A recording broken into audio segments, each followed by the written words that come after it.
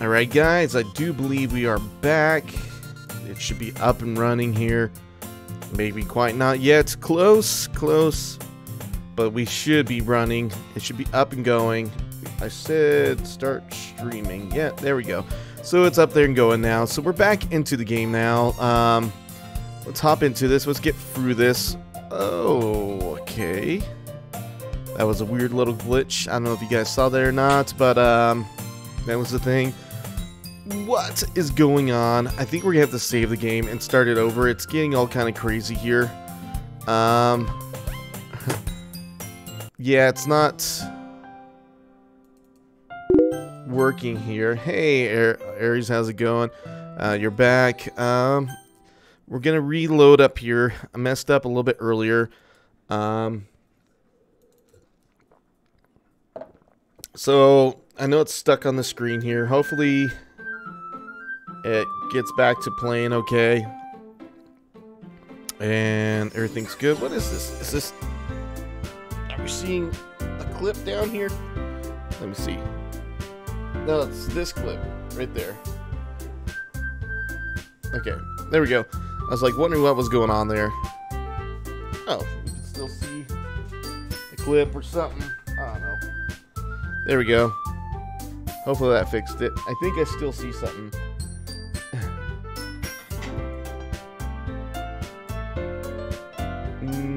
It's just a shoe right there. So, yeah. Alright, so we're back here. Alright, so let's get this loaded up. I think it's working okay now this time.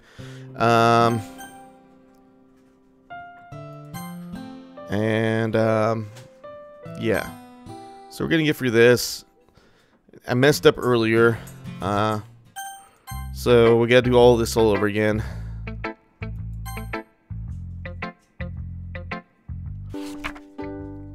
And we're just trying to get through.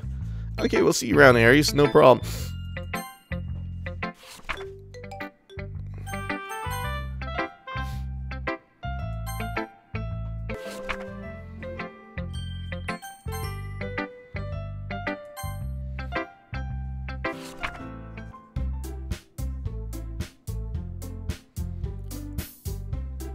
And it sucks I messed this up earlier a little bit, so hopefully we'll get through this quicker this time.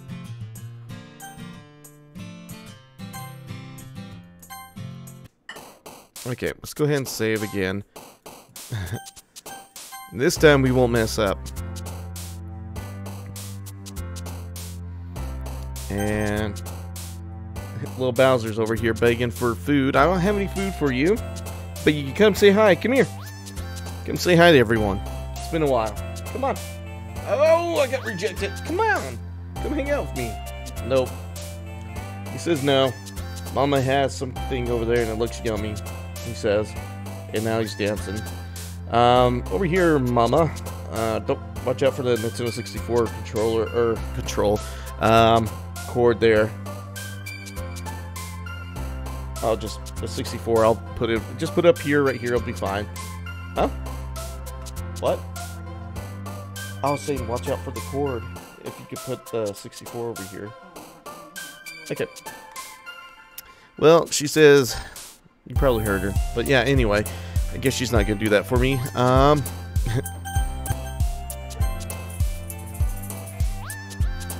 right, let's do this again. Uncontrollable. No, we don't want that. We don't want Yuri. We want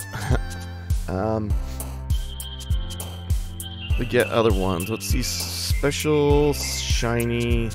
Shiny seems something that she would like. Yeah, that's what I kind of figured. And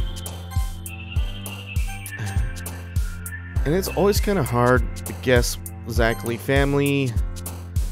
Misery, I think, is part of her thing too. Together.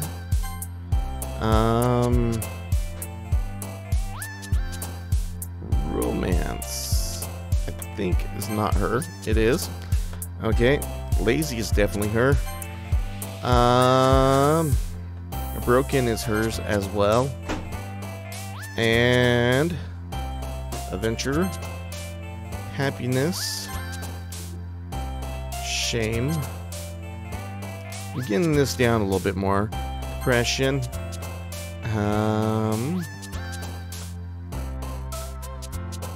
Passion. Silly.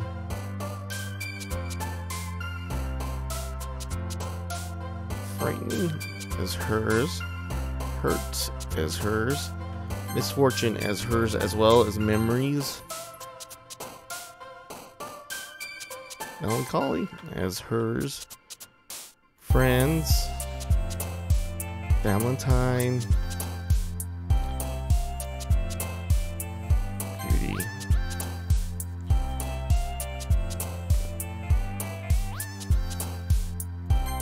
There we go.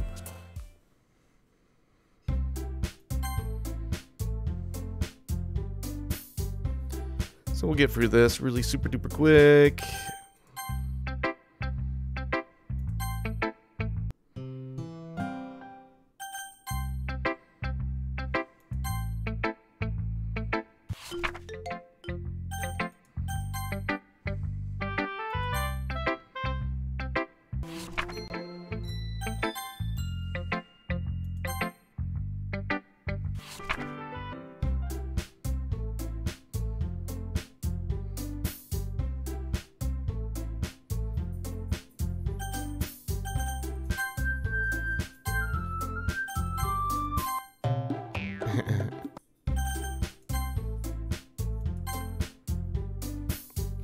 And we'll make sure, hopefully we don't mess up this time.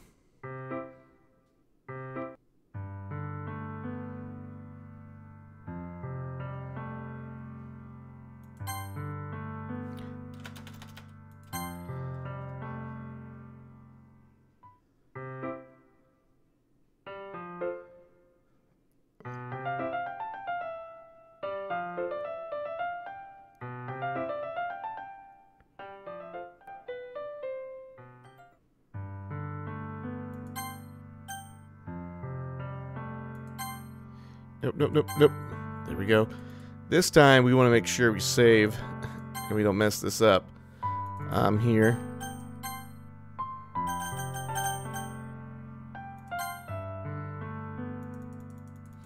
And we're gonna just do like the, we'll touch here.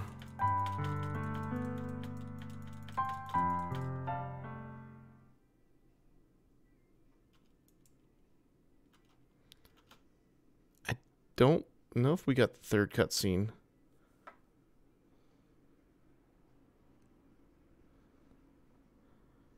And I'll save down here.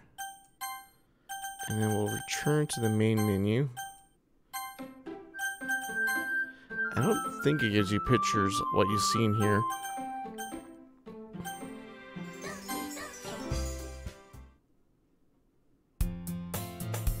I think I did this right. I think so.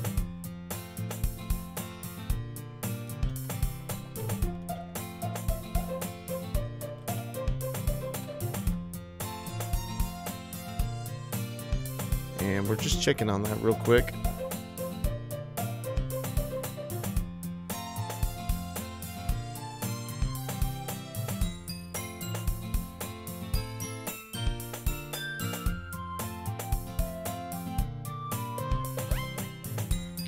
Did we get the one with Sayori? I don't know if we did or not. Hell. Let me see. Let's load up our file here.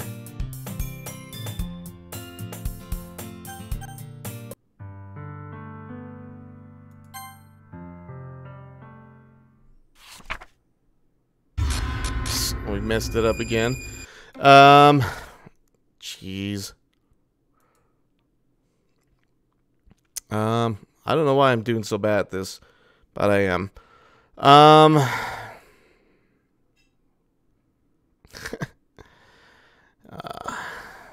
Okay. How annoying of me.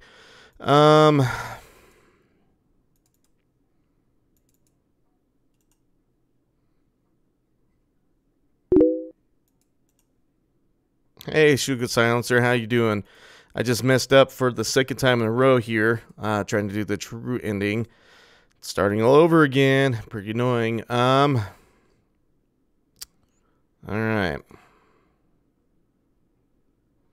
Let's try this one more time. I can't believe I keep on messing this up, yo.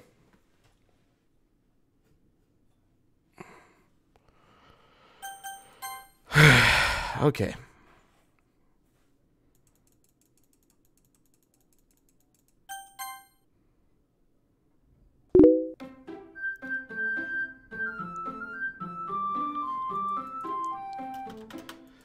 Yeah.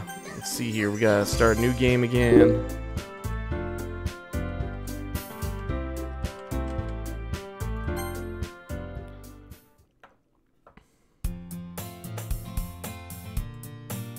Settings here. We can do that and save. Return the game. Gotta do this all over again, which is annoying.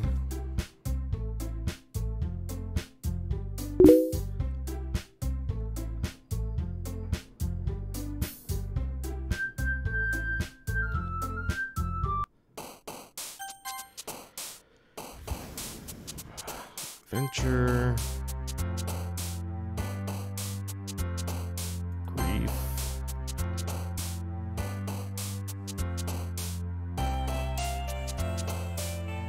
Which one of these? Secretive. Silly. Tears. And we're trying to remember all the things that she likes. We're trying to do. We gotta get through this one, and then it should be easier from here on out.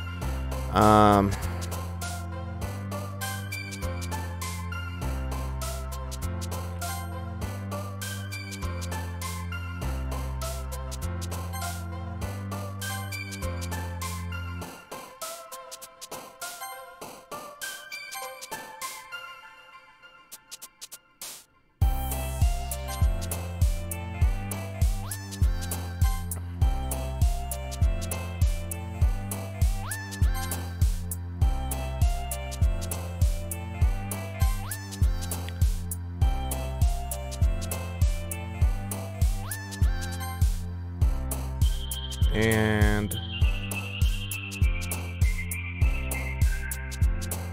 there we go. And we got that done. Can't believe we're doing this again for the third time because we keep on messing this up so badly.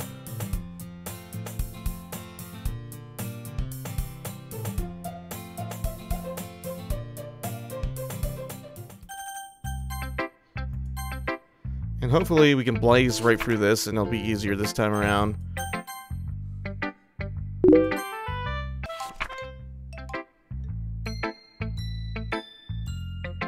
Yeah, that's what I know. We gotta do that.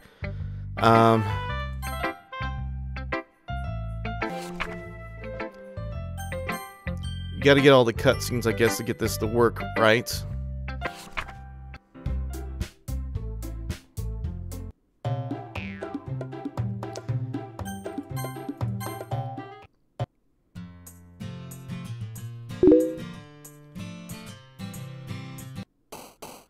Yeah.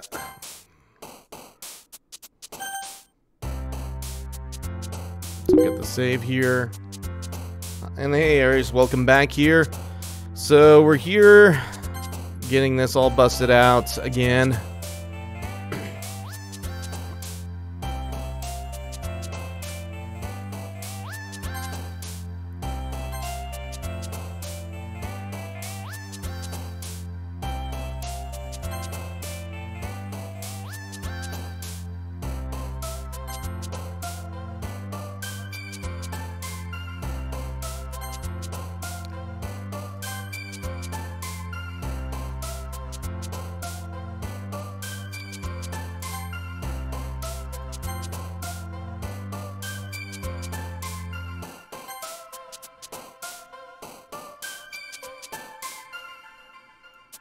Scars would... oh, wow, excuse me. Scars would definitely be her thing.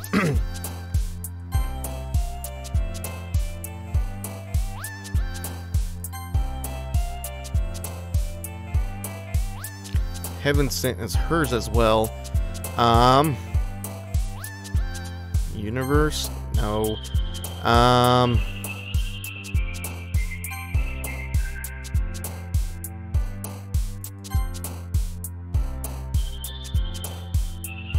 Try and remember all the choices here.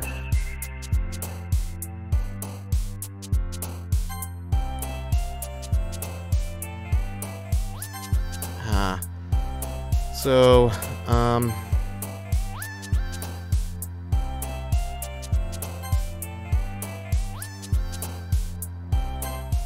there we go. I believe that should be good enough.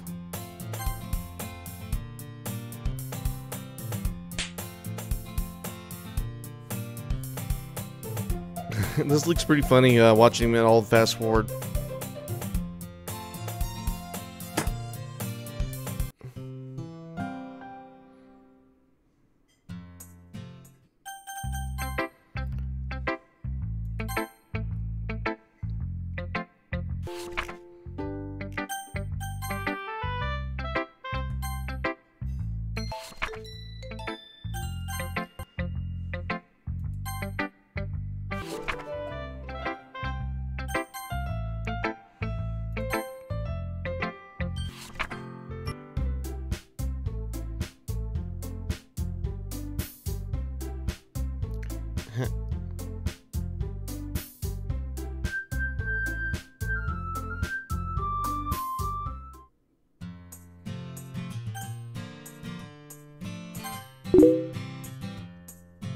Knock, knock, knock, it's Knuckles.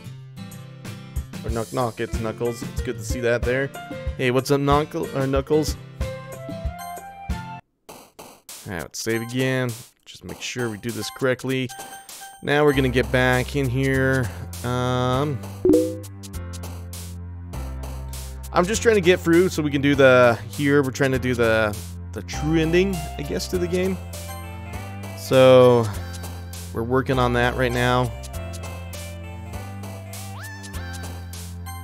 Anxiety was hers.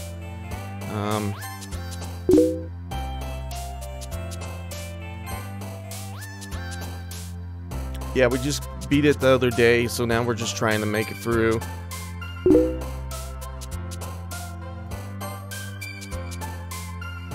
I would like to see the true ending. Yeah, it'd be nice. Passion. Well, I guess I still, at this point in time, it's still blind to me get to that point. There's parts I haven't still experienced in the game. Like, Yuri, I don't know, I haven't gone through her story part, like, by choosing her. So, I'm just continuing on this series here. So, yes, technically, there's still parts I haven't experienced in the game.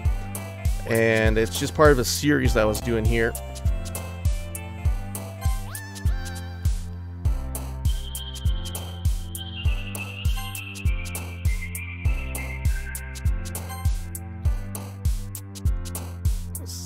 Happiness part of that, yes.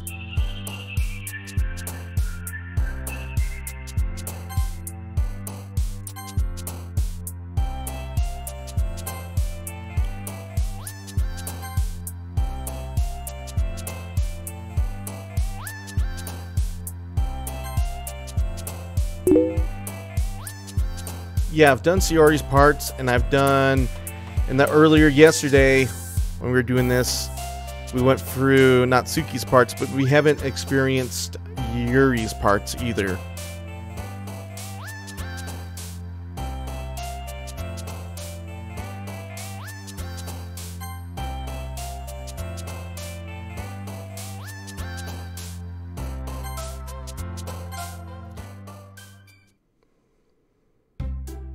Save here. Now let's return to the game, and we'll get through this part. And once we get to Yuri's part, we'll go through and experience all that as well.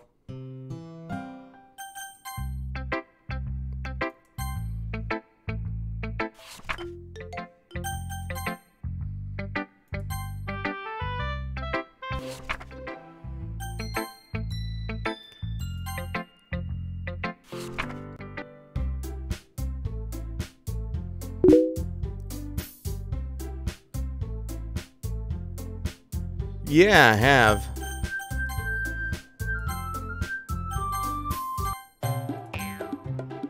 There's definitely a couple definitely good jump scares in here too.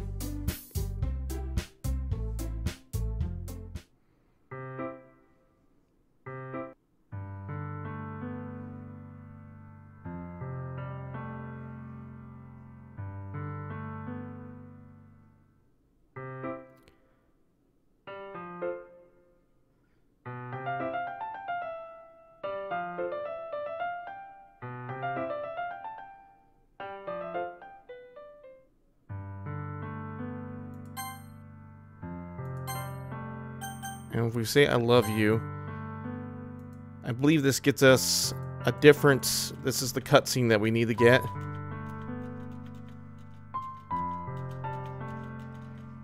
There we go. So we can save here because we know this is good now.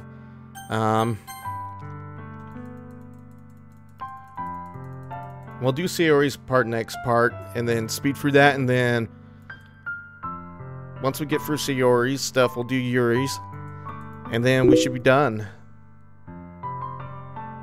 Yeah, she was just hanging around, that's for sure. So there we go. We save one more time, and then we go back to the main menu. At this point in time, we start a new game again, and we'll skip through this. All right.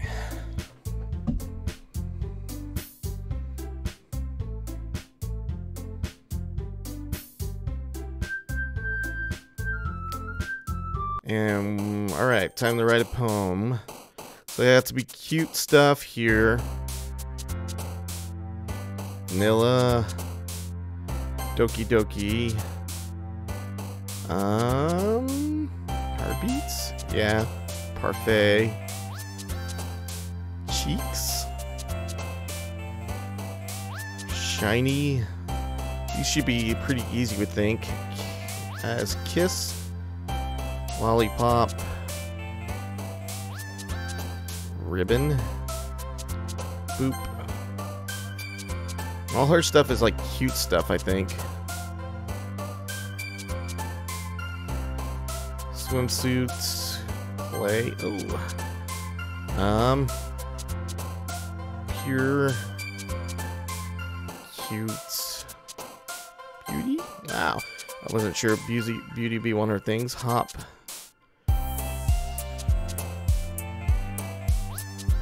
Skirt.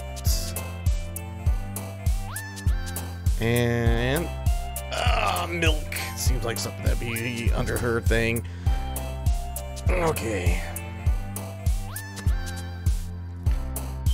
And twirl. Sweet was part of her stuff too.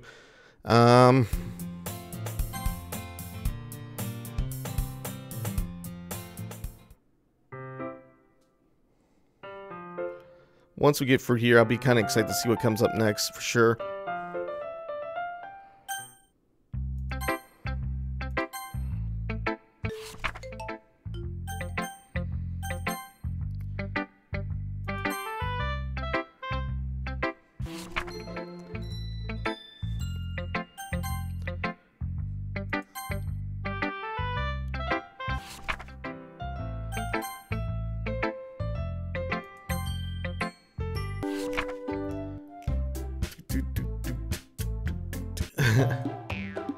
There we go. We'll choose nuts. There we go.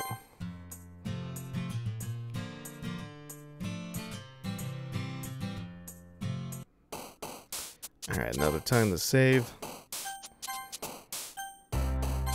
So, cute stuff. Let's see, we know milk is one of those there. Cheeks, I believe, was one of the ones that we found in there too. Whirlwind, it kind of seems like something that would be in there. Nope. Cute. Giggle. Games. Special. Oh, okay.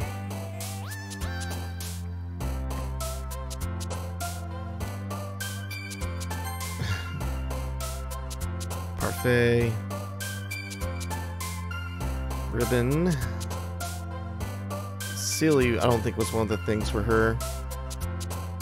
Excitement. We're gonna have to probably load this back up all over again.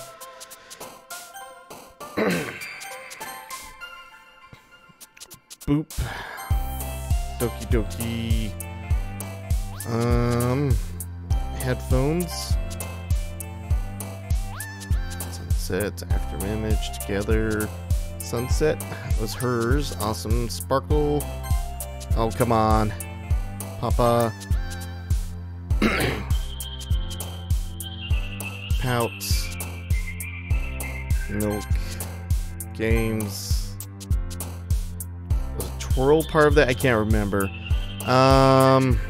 Heartbeats. There we go.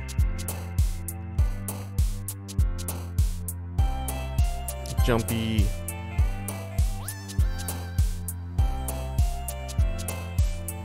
Vitality seems like it'd be hers. Yeah. Giggle. Vanilla. Sugar. Poof. Dazzle.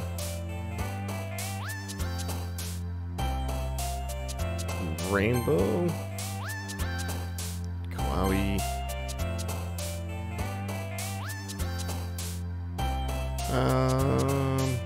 Flower.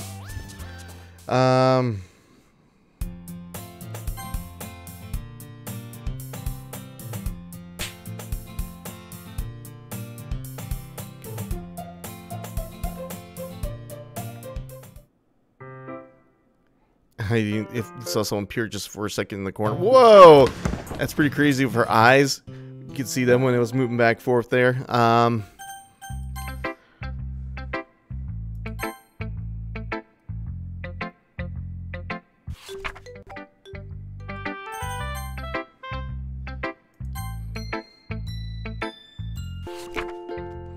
And sorry, it's taking a second here.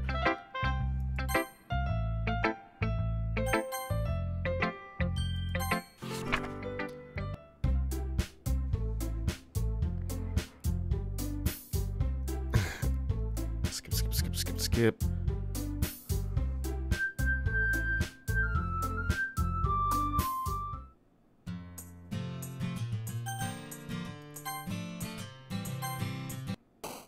Okay, so we better save here.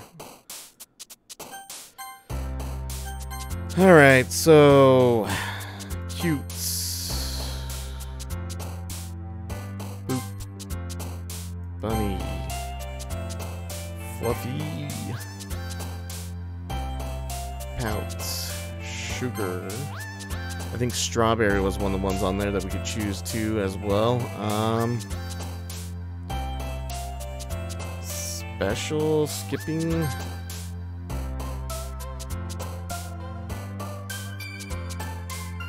Anime, obviously. Poof. Mouse, I think was one of her choices there too. Hop. Kitty. Jump. Lollipop. Sing on there? Nope, Sing was not one of the choices, but Milk is. Chocolate, I'm assuming too. Waterfall. Some of the stuff she has on here is kind of interesting, to say the least.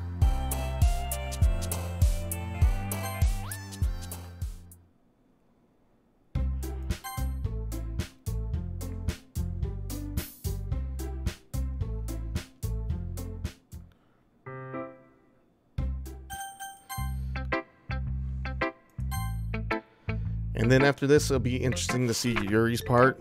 We haven't done that really.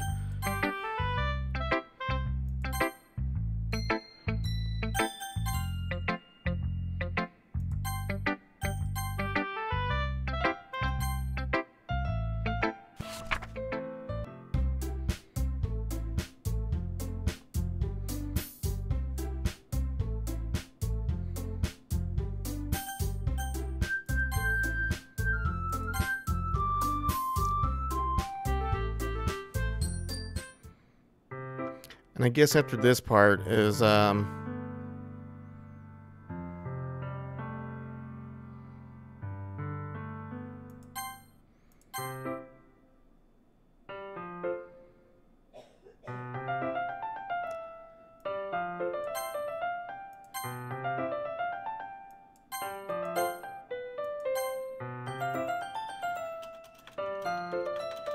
I guess right after she arrives, it's the last thing that we have to do here. Alright, so we'll go ahead and save. I believe this is another one, so we're good here. We saved, right? Yeah. Let's go back to the main menu, and let's start the last part of this. And this will be with Yuri this time. And this will be the Yuri ending, but with this time we'll end up going all the way through.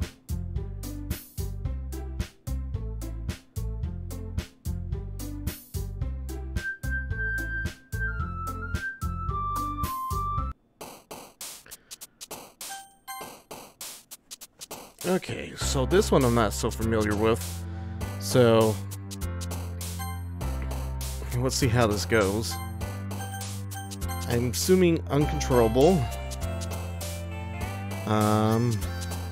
Inferno.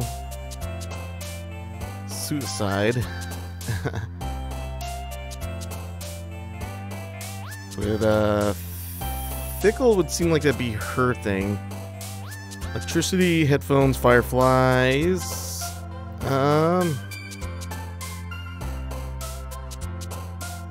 Ambient. Desire. Universe. Wrath. Judgment. Contamination. Graveyard. Disoriented. Romance, playground, summer, breathe, dream. Philosophy. Extraordinary. Tenacious. Melancholy. Unacquitted. Misfortune. Incapable. There we go. So we're not going to skip here. I'm kind of curious to see this. So it says, hi, Flip the Bacon. Hi again, Flip the Bacon. Glad to see you. Didn't run away from us. Don't worry. This might be a little strange for me, but at least keep my word. Blah, blah, blah, blah, blah. Okay, thanks for keeping your promise, Flip the Bacon. I hope this isn't too overwhelming for a commitment for you. Making you dive headfirst into the Literature Club when you're not accustomed to it. Oh, come on. Like he deserves any slack. Blah, blah, blah.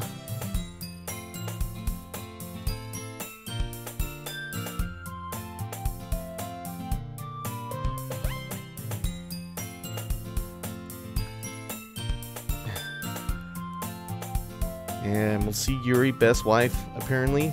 See how this goes. She's considered best waifu from a lot of people, apparently.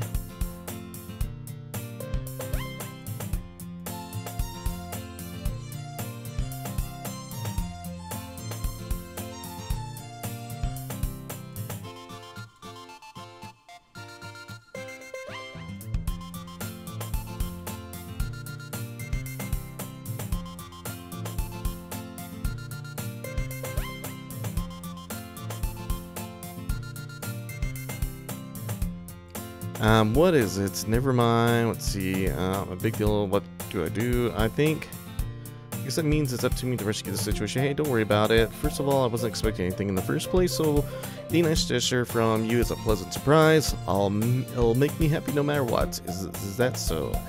Yeah, it won't make a big deal if you don't want it to be. Alright. Well, here, I think Yuri reaches into her bag and pulls out a book. I didn't want you to feel left out, so I picked, hello there, Super Blue version. How you doing? So let's see. So I picked out a book I thought you might enjoy. It's a short read, so it should keep your attention even if you don't usually read, and we could, you know, discuss it if you want it. This is, how is this girl accidentally being so cute? She even picked out a book she thinks I like despite me not reading much. Yuri, thank you. I'll definitely read this. I enthusiastically take the book. Pew, she says. Well, you can read it at your own pace. I look forward to hearing what you think. Now that everyone's settled in, I expect Monica to kick off with some scheduled activities for the club, but But that doesn't seem to be the case. Yuri and Monica having a cheery conversation in the corner. Yuri's face is buried in the book. I can't help but notice her intense expression, like she was waiting for this chance. Meanwhile, Natsuki is rummaging around in the closet. And so now, let's see, I'm really curious to talk to Yuri a little bit more. This is new for me at this point in time. I never experienced any of this quite yet. But right here it says, but at the same time, I would feel bad for distracting her from reading. I catch a glimpse of the cover of her book. It looks like the same book that she lent to me. More than that, she seems to be on the first few pages. Crap. I think she noticed me looking at her. She sneaks another glance at me and our eyes meet for a split second. But that only makes her hide her face deeper in her book. Sorry, I was just spacing out. I muttered this, sensing I made her uncomfortable. Oh, it's fine. If I was focused then, I probably wouldn't have noticed in the first place. But I'm just rereading a bit of this, so that's the book you gave me, right? I want to reread some of it. Not for any particular reason. Just curious, how come you have 2 copies of the same book? Well, I stopped at the bookstore yesterday. That's not what I meant. I mean, I just happened to buy 2 copies of them. That's awful cute. For sure in this. I see. There's something fairly obvious here that Yuri isn't telling me, but I decide to let it go. I'll definitely start reading it soon. I'm glad to hear. Once it starts to pick up, you might have a hard time putting it down. It's a very engaging and relatable story. Is that so? What's it about anyway? Well, Yuri closes the book and scans her eyes over the back. The book is titled The Portrait of Markov. There's an ominous looking eye symbol on the front cover. Alright, I just want to make sure I don't accidentally give anything away. Basically, it's about the girl in high school who moves in with her long-lost young sister, but as soon as she does, her life gets really strange. She gets targeted by these people who escaped from a human experiment prison, and while her life is in danger, she needs to desperately choose who to trust. No matter what she does, she ends up destroying most of her relationships, and her life starts to fall apart. That's kind of dark, isn't it? Yuri made it sound like it was going to be a nice story, so the dark turn came from nowhere. Okay. Yuri gently giggles all of a sudden. Are you not a fan of that sort of thing, Flip the Bacon? No, it's not that. I mean, I can definitely enjoy those kind of stories, so don't worry. I hope so. Yeah, I totally forgot that Yuri's into those things.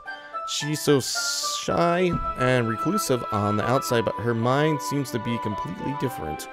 It's just those kind of stories, they challenge you to look at life from a strange new perspective. When horrible things happen, not just because someone wants to be evil, but because they have their own goals or their own philosophy that they believe in. Then suddenly, when you thought you related to the protagonist, they are made out to be the naive one for letting their one-sided morals interfere with the villain's plans. I'm rambling, aren't I? Not again. I'm sorry. Hey, don't apologize. I haven't lost interest or anything. Well, I guess it's alright then. I feel like I should let you know that I have this problem when I let things like books and writings fill my thoughts. I kind of forget to pay attention to other people, so I'm sorry if I end up saying something strange. And please stop me if I start to talking too much. I really don't think you need to worry. That just means you're passionate about reading. The least I can do is listen. It's a literature club after all. She says. That's true. In fact, I might as well start reading it, right? You don't have to. What are you saying? Just a moment ago, you said you were looking forward to it. Let me just get the book. I quickly retrieved the book that I had put into my bag. Alright, it's fine if I sit here, right? I slip into the seat next to Yuri's. She says. Yeah, are you sure? You seem a little apprehensive. I'm sorry. It's not that I don't want you to, it's just something I'm not very used to. That is, reading in the company with someone. I see. Well, just tell me if I end up distracting you or anything. Alright. I open the book and start the prologue. I soon understand what Yuri means about reading in company. It's as if I can feel her presence over my shoulder as we read. It's not a particularly bad thing. Maybe a little distracting, but the feeling is somewhat comforting. Yuri is in the corner of my eye. I realize that she's not actually looking at her own book. I glance over. It looks like she's reading from my book instead. And she says, "Sorry, I was just... Yuri, you really apologize a lot, don't you?" "I do. I don't really mean to. Sorry. I mean..." Here, this should work, right? I slide my desk until it's up against Yuri's and then hold my book more between the two of them. I suppose so. Yuri timidly closes her own copy. Once we each lean in a little bit, our shoulders are almost touching. It feels like my left arm is in the way. So instead, I use my right hand to open the book. I guess that makes it kind of difficult to turn the page. Here. So Yuri takes her left arm and holds the left side of the book between her thumb and forefinger. I do the same with my right, right there it says right arm, on the right side of the book. Yeah, that's what it looks like. That way, I turn a page, and Yuri slides it under her thumb after it flips to her side. But in holding it like this, we huddle even closer together than before. It's actually kind of distracting me. It's as if I can feel the warmth of Yuri's face, and she's in the corner of my vision. Are you ready? To turn the page. Sorry. I think I got a bit distracted for a second. I glance over at Yuri's face. Again, our eyes meet. I don't know how I'll be able to keep up with her. That's okay. You're not as used to reading, right? I don't mind being patient if it takes you a bit longer. It's probably the least I can do. She's smiling. It's pretty cute there. And let's see, since you've been so patient with me. Let's see here. So you've been so patient with me. Yeah, thanks. We continue reading. Yuri no longer asks me if I'm ready to turn the page. Instead, I just assume that she finished the page before me, so I turn it by my own volition. We continue the first chapter in silence. Even so, turning each page almost feels like an intimate exchange. My thumb gently letting go of the page, letting it flutter over to her side as she catches it under her own thumb. Medix plays. Nice stream so far. Thank you very much. I really do appreciate that. Thank you very much. So yeah, so at this point I say, hey Yuri, this might be a silly thought, but the main character kind of reminds me of you a little bit. You think so? How does she? Well, I guess she's more blunt in a lot of ways, but she also second guesses all of the things that she says and does. Like she's afraid she'll do something wrong. It's not like I can see into your head or anything, but they're kind of... but they are kind of reminiscent of some of your mannerisms. I see. Yeah, Yuri remains silent for a moment, but flip the bacon. That's probably a terrible thing to have in common with her. That's so embarrassing that you think that.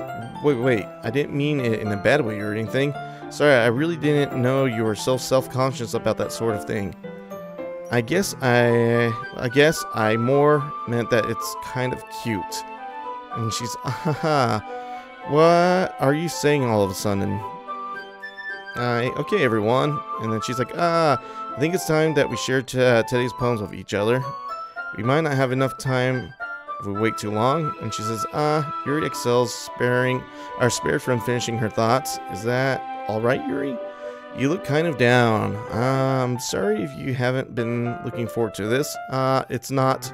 It's fine. Yuri releases her hand from the book, causing it to close on top of my thumb. Alright, I guess I'll do some more reading tonight. Or would you prefer I only read it with you?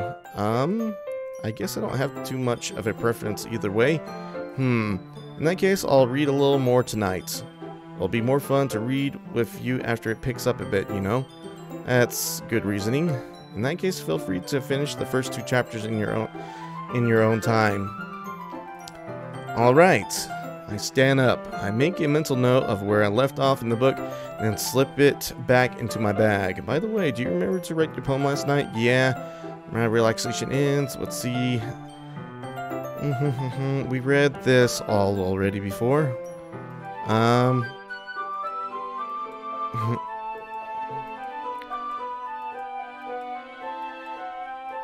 Okay, so we're going to be reading off to people, so let's have Yuri read it first, since this is the girl we're going with this time. Yuri seems the most experienced, so I should start with her. I can trust her opinion to be fair. As Yuri reads the poem, I notice her eyes lighten. Exceptional. Yeah, what was that? Did I say that out loud? Yuri first covers her mouth, but then ends up covering her whole face. Certain Play, thank you for subscribing to my channel here. I do truly appreciate that. And she's all, ooh, he's going to hate me. You really didn't do anything wrong, Yuri. I guess you're right. What am I getting so nervous for? Yuri takes a breath. So, she says, what kind of writing experience do you have? Your use of, imagery and metaphors indicates you've written a lot of poetry before. Really? Wow, that's a huge compliment coming from you. This is actually my first time, really. Huh? Yuri stares at me blankly, then looks at my poem again. Well, I know that. I just meant, Yuri trails off, unable to find an excuse. She traces her finger along the words in the poem as if breaking it down more thoroughly. Yeah, okay. This is the reason I was able to tell. It's just that there are specific writing habits that are usually typical of new writers, and having been through that myself, I kind of learned to pick up on them. I think the most noticeable thing I recognize in new writers is that they try to make their style very deliberate. In other words, they tend to pick a writing style separate from the topic matter, and they fit the two together. The end result is yeah, we read all this. Let's see, yeah. Of course, that's not something you can be blamed for. No.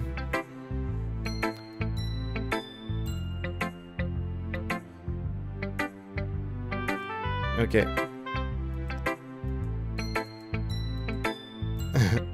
So we read all this, so we're gonna kind of just get past this part. And I don't think her poem...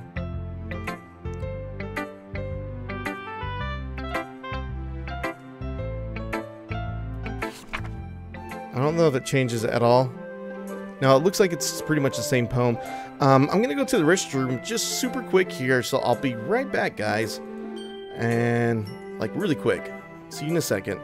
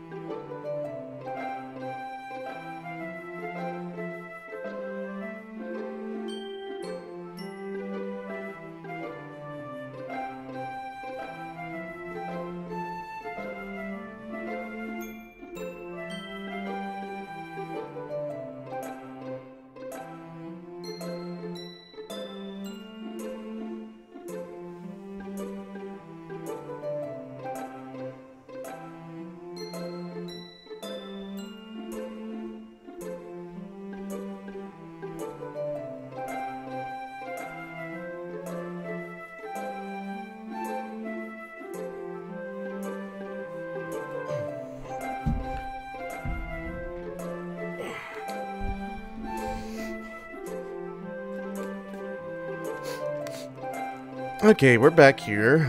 So, let me go ahead and close this down for you guys. There we go. We're back now. So this is pretty much the same thing as before. I'm sorry to have such terrible handwriting. What? And I think she's going to say that it took so long to read.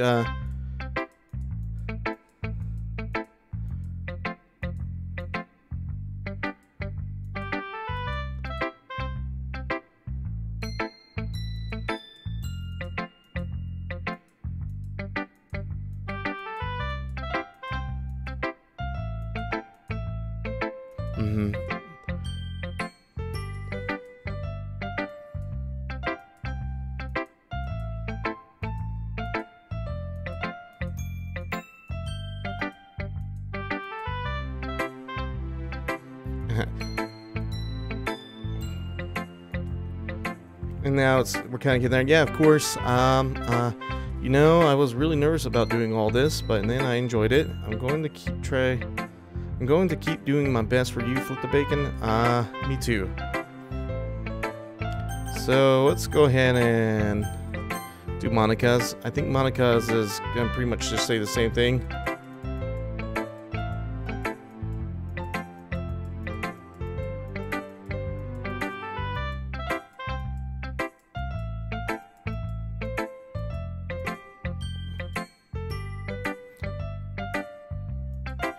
It's really metaphorical. Yeah, I think is what she said there. I'm not sure why, but I didn't expect you to go for something so deep. I guess I underestimated you. It's easiest for me to keep everyone's expectations low. And that way, yeah. It says that's, let's see. So if I say, you know, they really like this kind of writing, right? Writing that's full of imagery and symbolism, unlike Shiori, who likes simple and direct words to describe happiness and sadness. Yuri likes it when readers are left to derive their own meaning out of it. It's very challenging to write like that effectively. Both allowing people to get something out of it just by feel. Okay, or letting them deeply analyze all of the nuances. It can take years of practice, which I'm assuming Yuri has at this point. I never really asked her though. I'm sure I'm nowhere near her level yet. Don't worry so much about that. You do your own thing. Keep exploring and doing the things. I'm sure. Let's see. And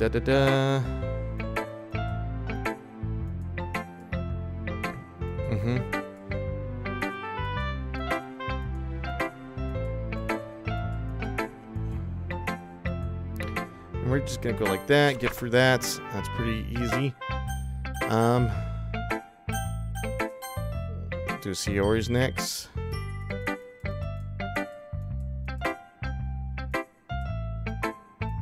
And let's see, what's it say?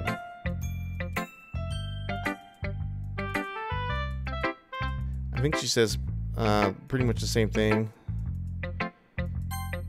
And I'm kind of curious what Natsuki is going to say, since our poem's really deep. Flip the Bacon, if you're not going to take this club seriously, then go home. What? Harsh. Well, you expect me to believe that you actually put effort into this? Do you think I'm stupid? I'm not a writer. Maybe it's not very good, but yeah, I did put in effort. Well, we all start somewhere, right? If you're still proud of the first poem you ever wrote, then I'd like to read it. Painful to think about. Fine. Well, sorry. You'll get better anyway. I'll tell you what to improve, but you're better off just trying again. Fair enough. Well, each their own, I guess. Anyway, I gotta share minds now. Do you know? Let's see. Knowing you'll probably think it's stupid.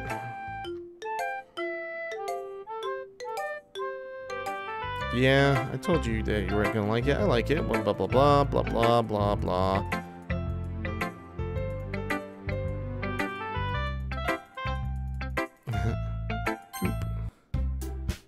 Oh.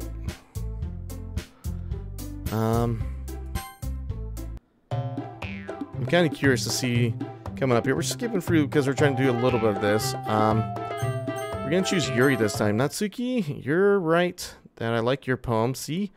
Wait, that's not excuse for you. Snickerines Gamer. I've already went through the game once here.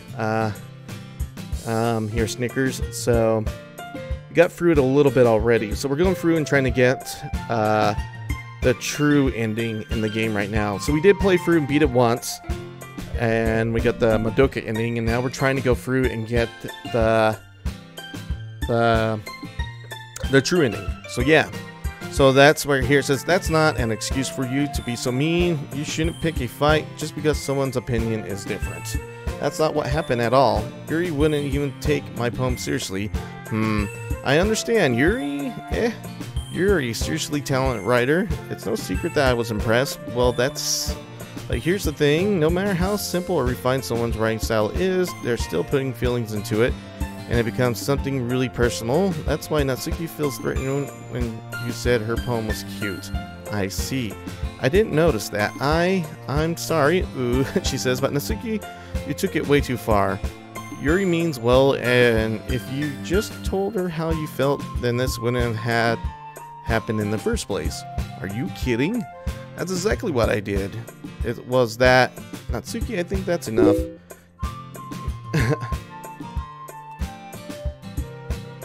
And right here it says, you both said some things that you didn't mean. Yuri apologized. Don't you think you should too? Natsuki clenches her fist. In the end, nobody has taken her side. She's trapped at this point, being defiant only because she can't handle the pressure. I end up even feeling bad for her. Sometimes when I am hurt, it helps to take a walk and clear my head. Sayori doesn't, but see, Sayori, she doesn't need to. You know what? I'm going to do that. It'll spare me from having to look at all your faces right now. Without warning, Natsuki snatches her own poem up from the desk and storms out. On her way out, she crumples up the poem with her hands and throws it into the trash. Natsuki, she really didn't need to do that. I look across the room. Yuri has her chin buried in her hands while she stares down at her desk. I gingerly approach her and sit in the adjacent chair. Sigh. Everything's alright. I'm so embarrassed. I can't believe I acted like that. You probably hate me now. No, Yuri, how could anyone not have gotten frustrated after being treated like that? You handled it as well as anyone could. I don't think any less of you. Well, alright, I believe you. Thanks, Flip the Bacon, you're too kind. I'm thankful to have you a part of this club now. Wait, I'm thankful to have you a part of this club now. Okay, it just kind of reads a little strange there, but yeah. It's nothing. Has a burp there. One more thing. That one thing that Natsuki said about, I would never do anything so shameful, so, what thing did Natsuki said?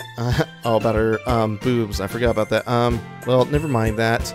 I'm going to go make some tea. Good idea. Make enough for more than one person, okay? Yeah. I totally forgot about that. Okay, everyone, it's just about time for us to leave. How did y'all feel about sharing poems? Well, I'd say it was worth it. It was alright, well, mostly, blah, blah, blah. Yeah, I enjoyed it. And I think to myself, I did learn a little more about the poems everyone likes. When he looks, blah, blah, blah. I nod to myself with newfound determination. Flip the bacon, ready to go out home. Sure, let's go. Hee. Sarah beams at me. It's truly been a while since we and I spent this much time together. Blah, blah, blah.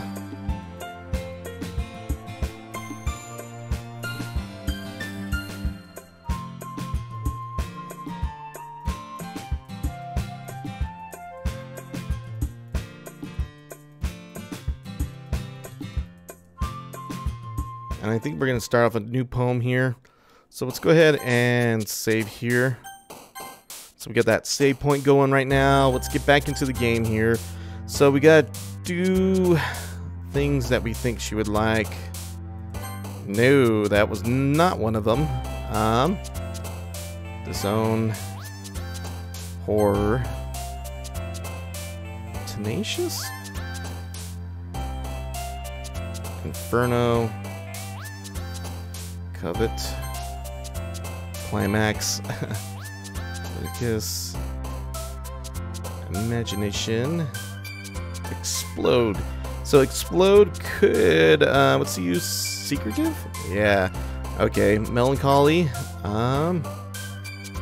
Misfortune. Oh no, misfortune was the other one. Extraordinary. Oh no. Suicide. Flee. Pleasure. Sadness is hers. Starscape, I think, is hers as well. Fantasy. Dang, I thought fantasy was the other one. Despise. Scars. Wow, I thought for sure Scars would have been Yuri's. Damn. Which one would this be? Hopeless is, I think, hers as well. Tears is hers as well. Calm? Damn. I don't feel quite sure of those. So we're gonna load that up again. Massacre. Destiny. Nightgown. Wow, I thought Nightgown would have been hers for sure too. Covet. Secretive. Frightening, I think, is hers. Judgment. There we go. Inferno. Crimson. Rain Cloud. Dang. Pleasure. Anger, Ocean, Cage, Desire, Passion, Clumsy, Lazy, Fickle, Determination, Friends, Atone, Horror is definitely hers, Vanilla Heart, Peaceful Lust, I believe is hers as well. Uncontrollable is hers as well, because we learned about that last time. Music, Special, Anxiety, Time, Bubbles, Time, Climax, Illogical, and Disarray. So there we go. We got that down pretty well this time. So let's go ahead and save again. Right there. And we'll return to the game. Get it going. I got a little more with the blah blah. Enter taking classroom. Let's see. Hey, flip the begin. This seems to be all the same stuff. Okay, yeah. Let's get through this. I think this is where she gets hit in the head and gets a treat. And this is pretty much the same here.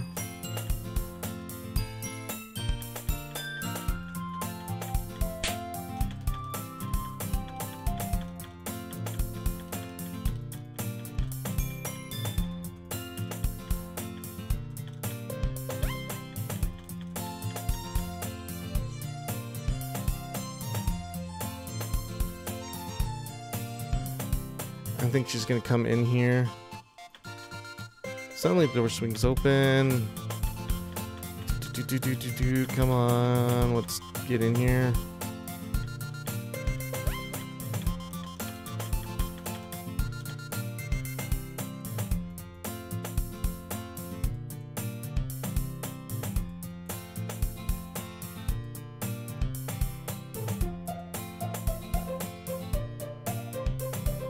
Yuri is back in her book, and I'll see this version in the closet. But now we should be going back to Yuri. Hey, Yuri.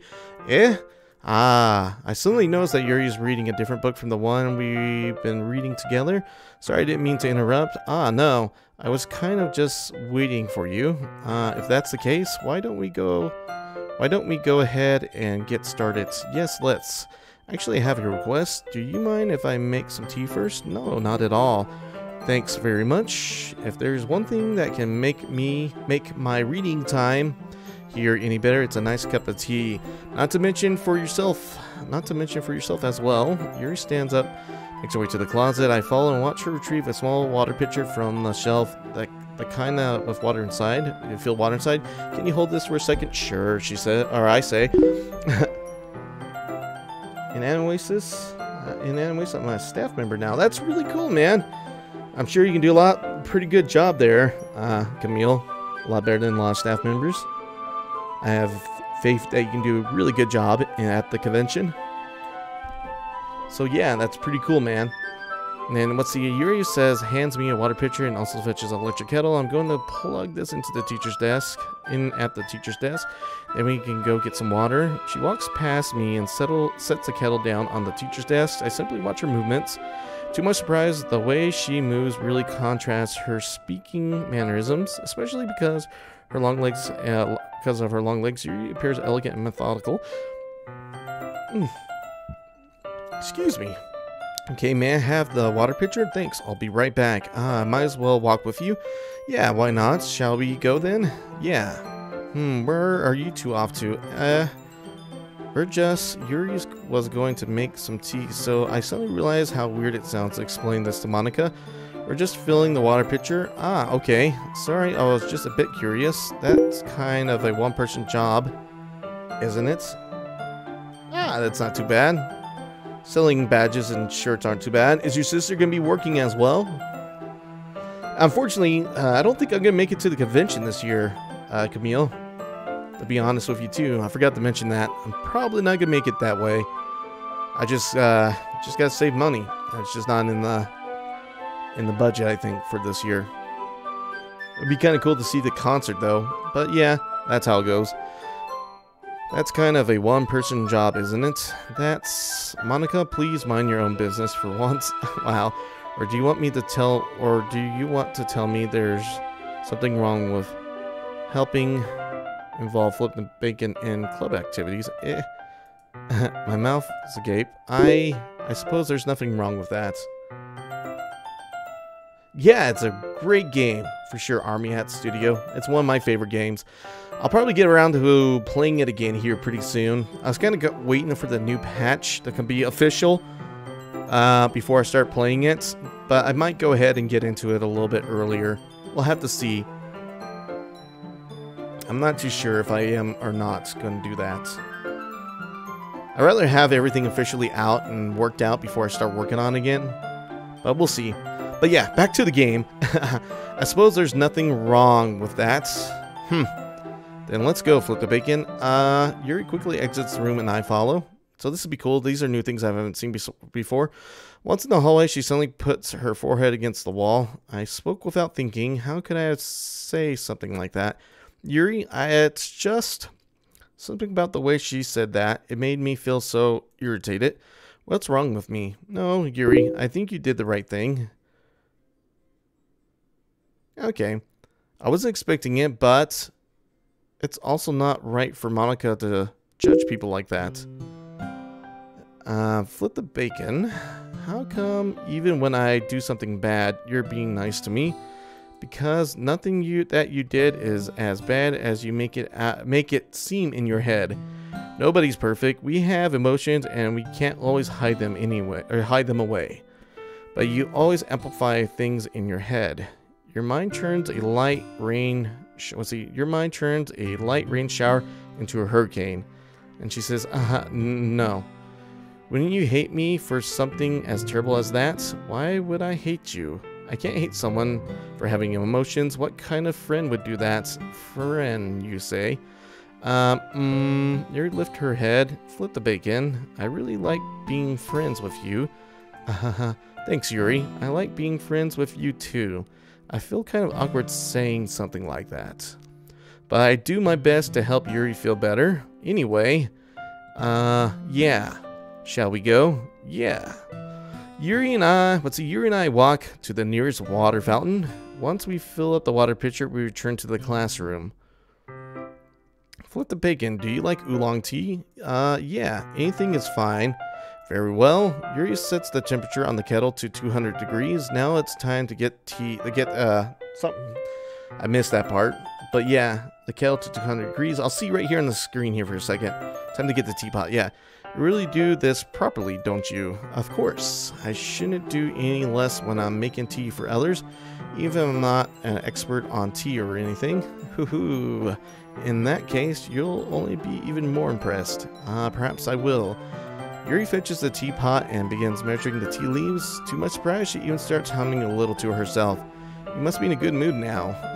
Is that so? I was letting it show. And you noticed, I was doing a bit of thinking. I decided I would try to express myself a little bit more. It turns out it's not very hard for me to do. When it's you who's around anyway. That's great, Yuri. Just don't push yourself too hard or too much. You always worry about me, Flip the Bacon. It's very endearing. Yuri wasn't kidding. Oh, you know, if I can keep up with this, I want you to pour a cup of tea for each of us.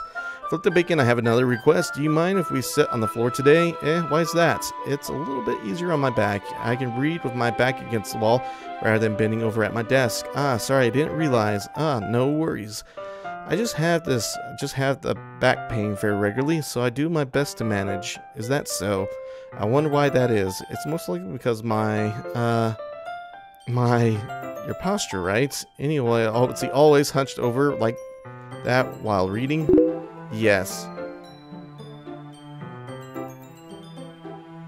What if this is a club? Would it be after school? Yes, this would be a club after the school in Japan anyway. So she says, yes, I have terrible reading posture, so that's why we should sit on the floor. Fair enough. I'll go ahead and get the book. I retrieved the book from my bag. I have some chocolates as well. It's a bag of small chocolates, candies that I kept hidden from Cyril's candy radar. I'll take it since it'll go well with the tea. Yuri and I then sit against the wall, teacups at our sides, as if in sync we assume the same reading position as last time, each holding one half of the book, except this time our bodies are even closer to each other. I can't see too well. Yuri slides closer until our shoulders are touching. How am I supposed to focus on reading like this? Yuri was always kind of cute, but when she's being less apprehensive, it's almost more than I can handle. Your teacup. Yuri hands me my teacup, holding with my hand that's not holding the book. I end up in a position that makes it even harder to focus, because now I need to worry about making sure I don't accidentally touch her chest. Meanwhile, Yuri hasn't noticed a single thing. She wears her intense reading expression. I can only presume the world around her has faded away. I use all my willpower to focus on reading. After a few minutes, I finally managed to relax a little. I put the teacup between my legs and fumble with the chocolate wrapper. Sorry. I briefly let go of the book to finish opening the wrapper. You can have as much as you want. That's okay. I won't take any. Are you sure? Well, if I touch it, then it might get smudges on the page. And what does she say here? You're right. I didn't even think about that, I say. My bad. No need to apologize. I'll hold the book, okay? Are you sure? Of course. Yuri opens the book with both hands. She holds it so that I don't have any harder of a time reading from it. But as a result, her left arm is practically resting on top of my leg. Well, in that case, Yuri's already totally focused on reading again. I take a chocolate candy and pop it into my mouth. Then I take another chocolate and I hold it up to Yuri. She doesn't even look away from the book. She simply parts her lips as if the situation was completely natural. But that means I can't stop here. I apprehensively place the chocolate into her mouth. Just like that, Yuri closes her lips over it. Yeah? Yuri's expression suddenly breaks.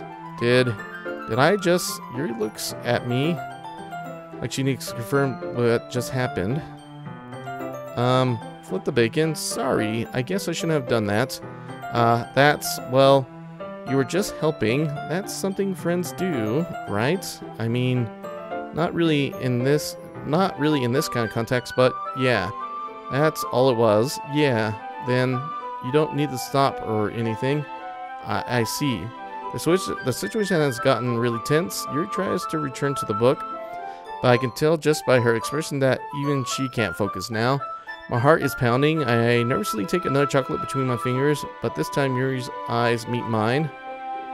How did it even come to this? Yuri doesn't avert her gaze. I notice her chest rising and falling to the rhythm of her breaths. I raise my arm, like before. Yuri parts her lips, but it's different this time. I take the chocolate and place it in her mouth. I feel her hot breath on my fingers. Okay, everyone. Well, Yuri jolts back. It's time to share poems. Flip the bacon. You can help Yuri put away the tea stuff, right? Yeah, of course. Okay, thanks. The spell is abruptly broken. I'll take care of the cups. Yeah.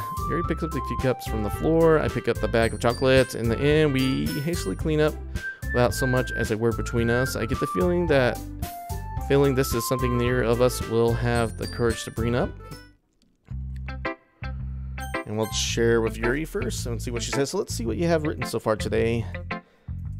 Yuri stares at the poem with a surprised expression on her face. Do you like it? Flip the bacon. This is mine. Might even be better than yesterday's. How did you even pick up on this so quickly? Just yesterday I was telling you the kind of techniques worth practicing. Maybe that's why. You did a good job explaining. I really wanted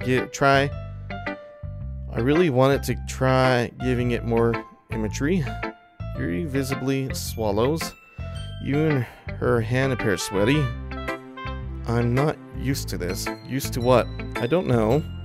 It's fine, take your time. Yuri breathes and collects her thoughts.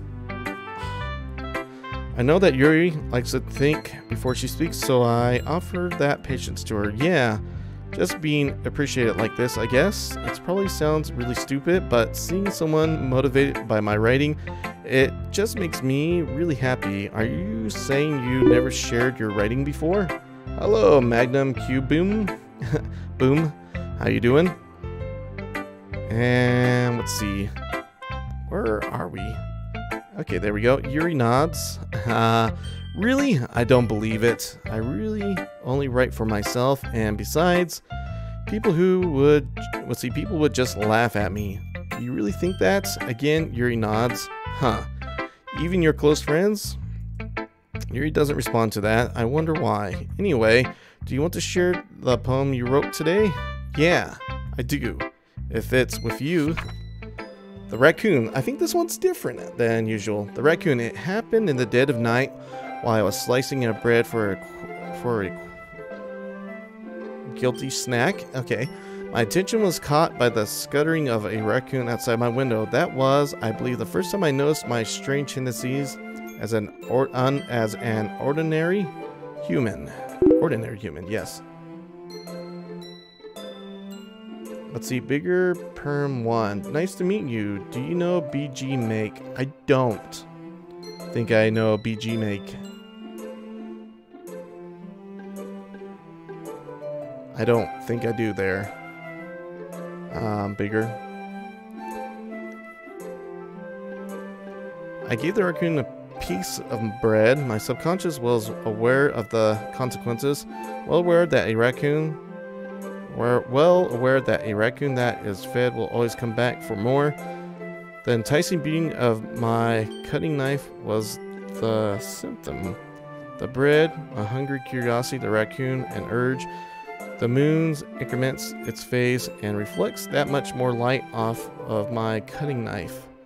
The very same light that glistens in the eyes of my raccoon friend. I slice bread, fresh and soft. The raccoon becomes excited, or perhaps I'm merely projecting my emotions onto the newly satisfied animal.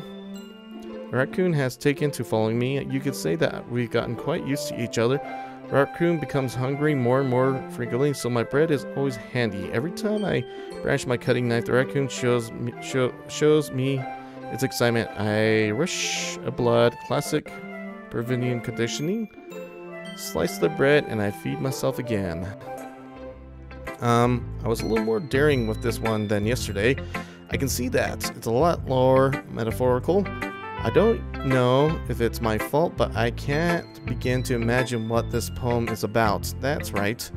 It's a bit closer to my preferred writing style, using the poem as a canvas to express vivid imagery and conveying emotions through them. Yeah, if I take it at face value, then I can't even figure out what it's supposed to mean. Well, I think it's something that's different. Let's see, I think it's something that different people can relate to in their own way. I want to express the way it feels for me to indulge in my more unusual hobbies. It's those sort of things I usually force to keep to myself, so I sometimes enjoy writing about them. Why do you keep them to yourself? Because they're embarrassing and people would make fun of me. Don't you have anything like that, Flip the Bacon? Well, yeah, I guess I do. I feel like everyone has a little something like that. The best we can do is respect each other's and our individuality. Oh man, I'm messing that word up. Individualities. Something along those lines. Anyway, let's get going. Even if it's difficult sometimes and some things make us uncomfortable. After all, if I hadn't learned to embrace my own weirdness, I would probably hate myself. I might be ranting a little bit now, but I'm glad that you're a good listener. You're good at a lot of things. Writing, listening, there really aren't many people like you, Flip the Bacon. That's exaggerating a little bit. Just now, how I feel. Never thought I would feel so comfortable sharing my writing, but now I almost feel like I look forward to it. It's just a really nice feeling, and you to thank for that. It's nothing really. Yuri smiles sincerely at me. For just a moment, her timidness seemed to disappear. And let's see what Natsuki. Let's see if she just ignores me straight up.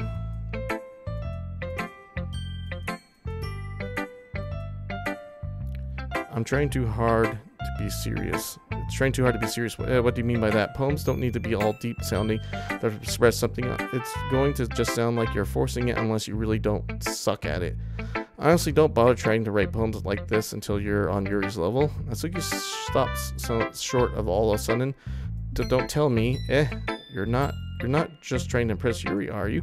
What are you talking about? And keep your voice down. You know where Yuri would love this kind of angsty. Just because she's a talent writer doesn't mean looks like I'm in trouble. I somehow struck a nerve though. What I did is beyond me, and I'm so done with you. Natsuki shoves the poem, and I handed her back to me. Take your stupid poem. If you wrote it for someone else, just don't show it to me. Ouch. This is what I get for letting younger girls step into my business. Unless I was a mind reader, I was destined to be in a world of pain from the start. At least Natsuki wasn't really the girl I was trying to impress in the first place. And I don't think Sayori will probably say anything really all that different.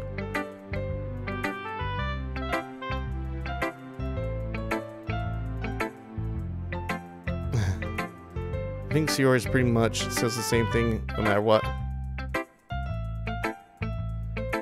So we don't have to worry about this.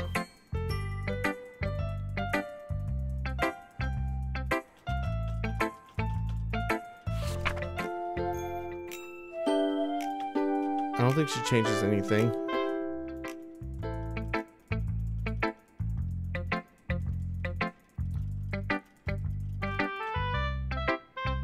And then Monica will probably comment that she thinks this is something like that you would like.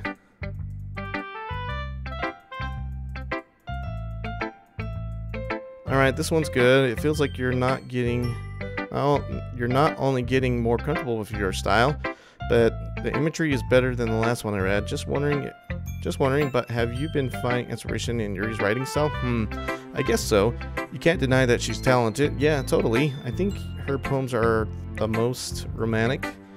That's the best way to describe it. She's like a totally different person when she picks up a pen. I noticed that too. Or when she's talking about literature, it's like a light turns on inside her. Sadly, it's hard to get much personal conversation out of her. Trust me, I've tried. Who knows what goes on in that head of hers? I hope you don't mean that in a bad way. No, of course not. I just mean that I wish she didn't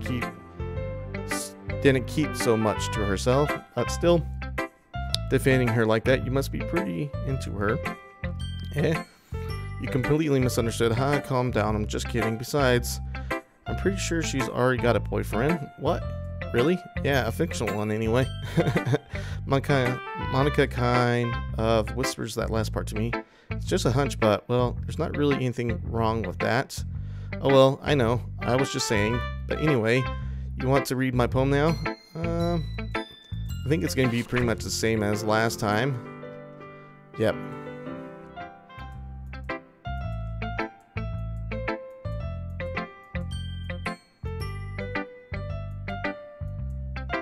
And I'm pretty certain I can skip the rest of this.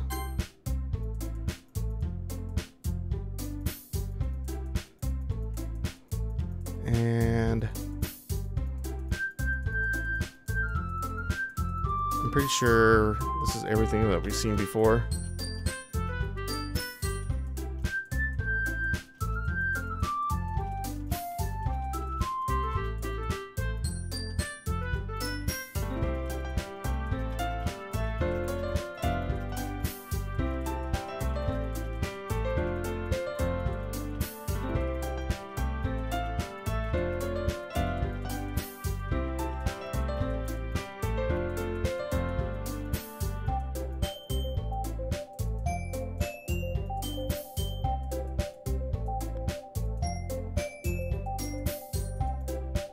think we can skip this.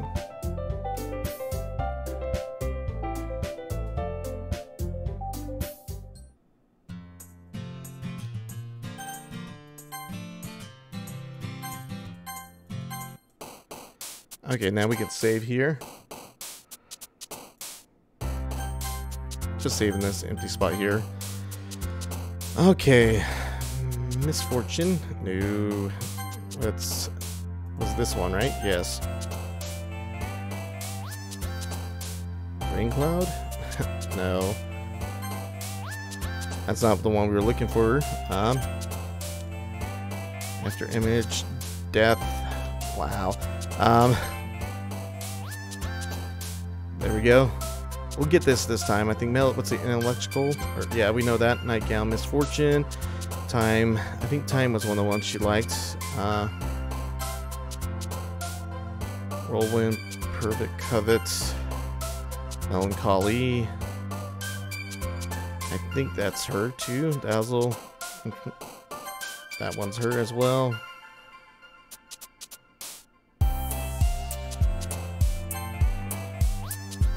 Massacre. I'm pretty sure she likes that too. Contamination. Philosophy. Pleasure. Uncontrollable.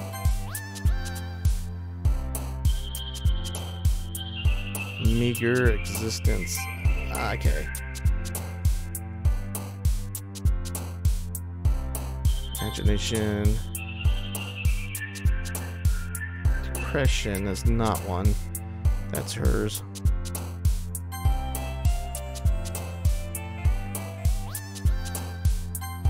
No, no, no, no, no, no, no. There we go.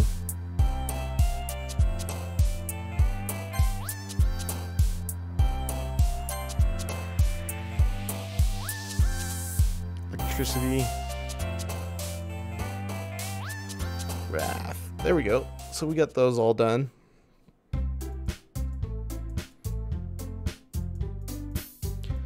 I think we've let's save here just in case. I want to see if we can skip a bunch of this.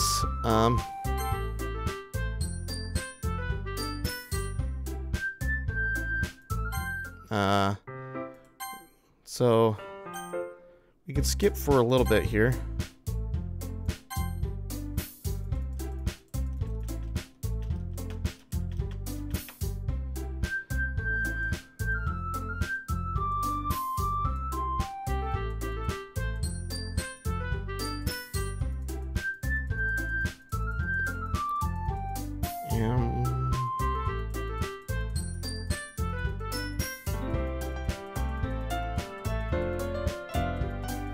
We're almost to the part where we haven't been before.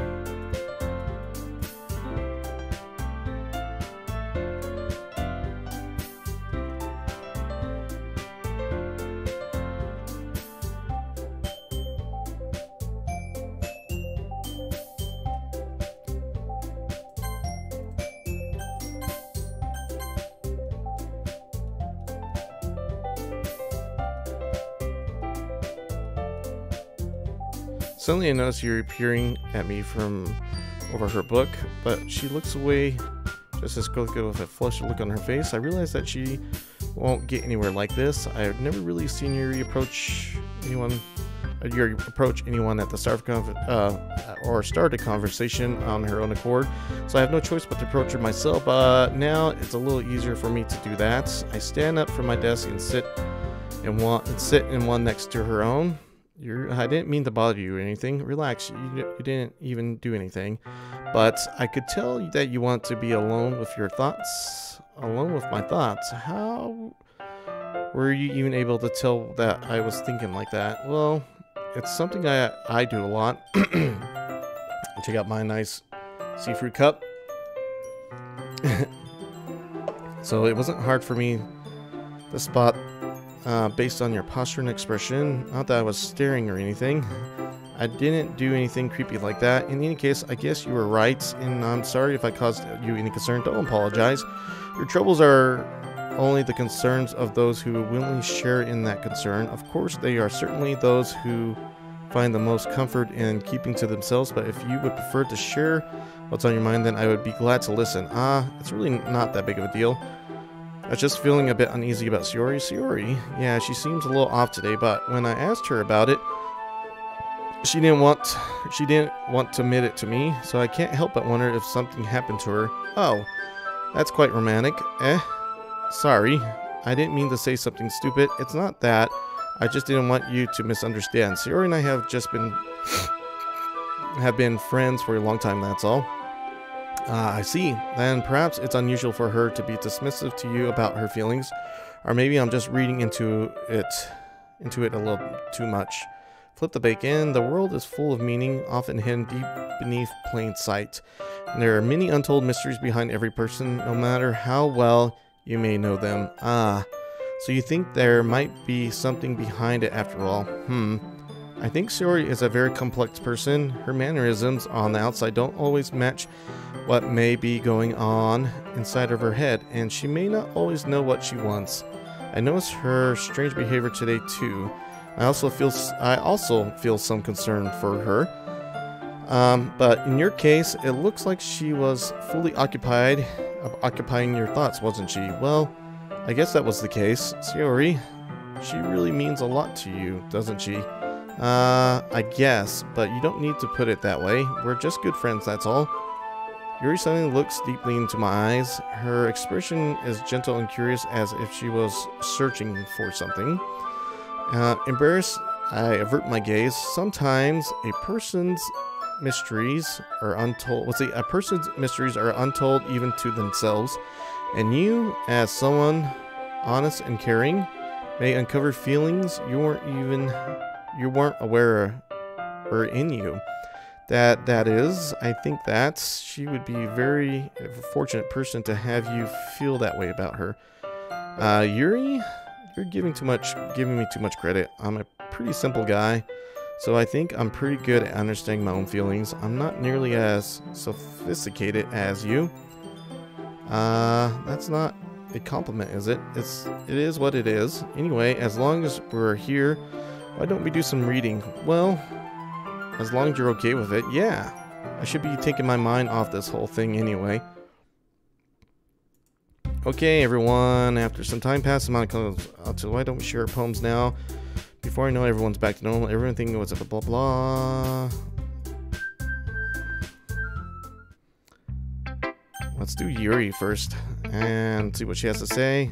Flip the bacon. Your writing has only improved in these last few days. Every poem you show me has been nothing short of spectacular. I can really feel the emotions. I'm a little envious even. I don't think it even came to me this way naturally. Yuri, that's the wrong way to put it. This never did come naturally to me, but I've been able to improve so much thanks to you. You're really the example I was chasing after. Is that so? Yuri gently smiles to herself. This feeling, I'm so glad I got the chance to share my writings. I never thought it would feel like this. I remember you mentioning that yesterday. I can't believe that you're so good at something and you never even shared it with anyone. It's kind of a shame, maybe, but it's not like I really had a choice. What do you mean? Well, Yuri smiles sadly. Flip the bacon during lunchtime. I eat by myself. Did you know that? It's a great time to find a quiet spot and do some reading. In fact, I always have some books with me. You could say I really enjoy reading. Well, that's one way to put it, anyway. But books are so full of amazing and inspiring people. People you want to fall in love with, or people you just know would make a really good friend. Cheerful people who always put a smile on your face, or deep thinkers, and problem solvers who discover the mysteries of life. So when you look at it that way, I'm surrounded by friends every day, you know. And those friends don't laugh at me. They don't tease me for spacing out all the time. They don't make fun of my body type, and they don't hate me for acting like a know-it-all. People say that about you. I'm not a know-it-all. Flip the bacon. It's the opposite. I don't know anything. I don't know how to talk to people. And I don't know how to make people see me as normal. I don't even know how to make myself happy. I have all these feelings, and all I can do with them is read and write. But it wasn't until now that I started sharing it with you that I really understood what was missing all this time. But I haven't really done anything. No, that's wrong. Just being patient and respectful. That's really important to me. I know I'm a difficult person, Flip the Bacon. I speak too slowly. I second guess myself all the time. I read too deeply into things. But every time, you always treat me just like everyone else. It's so rare that I feel comfortable with myself when I talk to others. But that's why every time I talk to you, I just feel really happy. I see. Well, I treat you how you deserve to be treated, Yuri. And if other people don't see it that way, then screw them. I mean, I joined this club hoping I would make friends, and I would say I have at least one success. Wouldn't you? If you put it that way, yeah, we really are friends now, aren't we? Yuri puts her head in her hands, but this time she's smiling as she does it. Do you want to show me your poem? Yeah, I do. Let me get it for you. Ghosts Under the Light Part 2. The tendrils of my hair illuminate beneath the amber glows, bathing in the distance a blue-green light flickers. A lone figure crosses its path, a silhouette obstructing the eerie glow. My heart pounds, the silhouette grows closer, closer. I open my umbrella, casting a shadow to shield me from visibility, but I am too late. He steps into the streetlight. I gasp and drop my umbrella. The light flickens. My heart pounds. He raises his arm. Time stops. The only indication of movement is the ambient light flickering against his outstretched arm. The flickering light is in rhythm with the pounding of my heart, teasing me for succumbing to his forbidden emotion. Have you ever heard of a ghost feeling warmth before? Giving up on understanding, I laugh. I understand, and I laugh. Understanding is overrated. I touch his hand. The flickering stops. The ghosts are blue. The ghosts are blue-green. My heart is amber. Finishing the poem, I start to hand it back to Yuri, but instead of taking it from me, she looks away. Do you dislike it? No, of course not. I just don't really know how I should respond. Despite Yuri's poem usually being cryptic, it wasn't hard to figure out what this one's about. I don't know if I'll be able to explain this one. That's fine. I understand this one. Yuri is having an even harder time speaking than usual. Does this one mean a lot to you? Yuri nods. I'm not really good with words, you know, but I'm happy that you shared it with me. So thank you, and I hope we keep spending time together. Despite my inability to make eye contact, I see a faint smile emerge on Yuri's lips. I once again try to hand the poem back to her, but instead Yuri gently takes my hand and pushes them back towards me. I hesitate in response to her warm touch. You can, the poem is, once again, Yuri fails to form a complete sentence. You mean I can keep it? Yuri nods. I'd love to. Again, Yuri faintly smiles as if she doesn't want me to notice. You always make me feel nice. I know I'm not good with people, but I hope that I can return the favor sometimes. Yeah. Don't worry.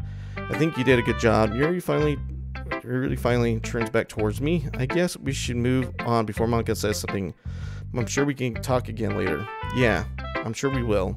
With that, Yuri timidly smiles at me, and I return to my seat so I can put the poem away.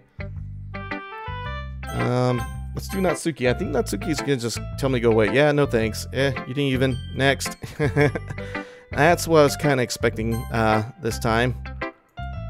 We'll save here and return. Monica will be interesting what she says. Hi, Flip the Bacon. Have you thought about what you want to meant to be? Blah blah blah.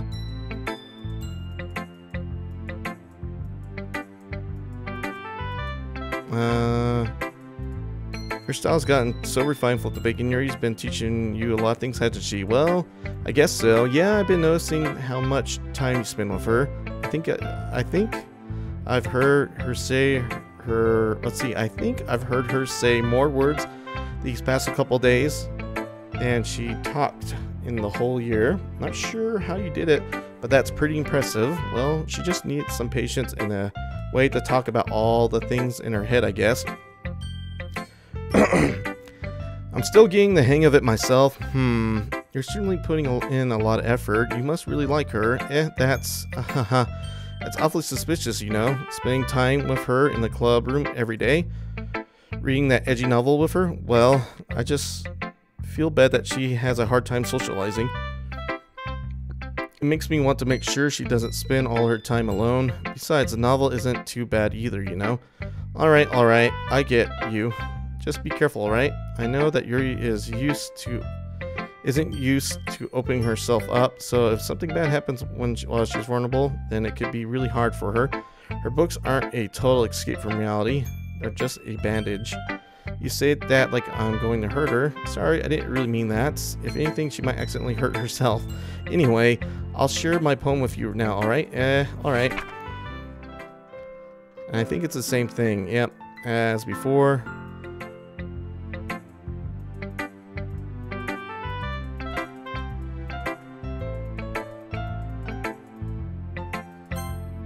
And Sayori's the last one here. I don't think hers really changes.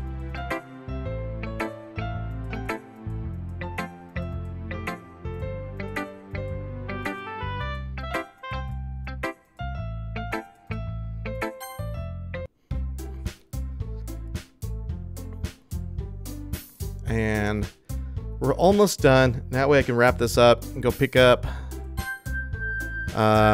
everyone.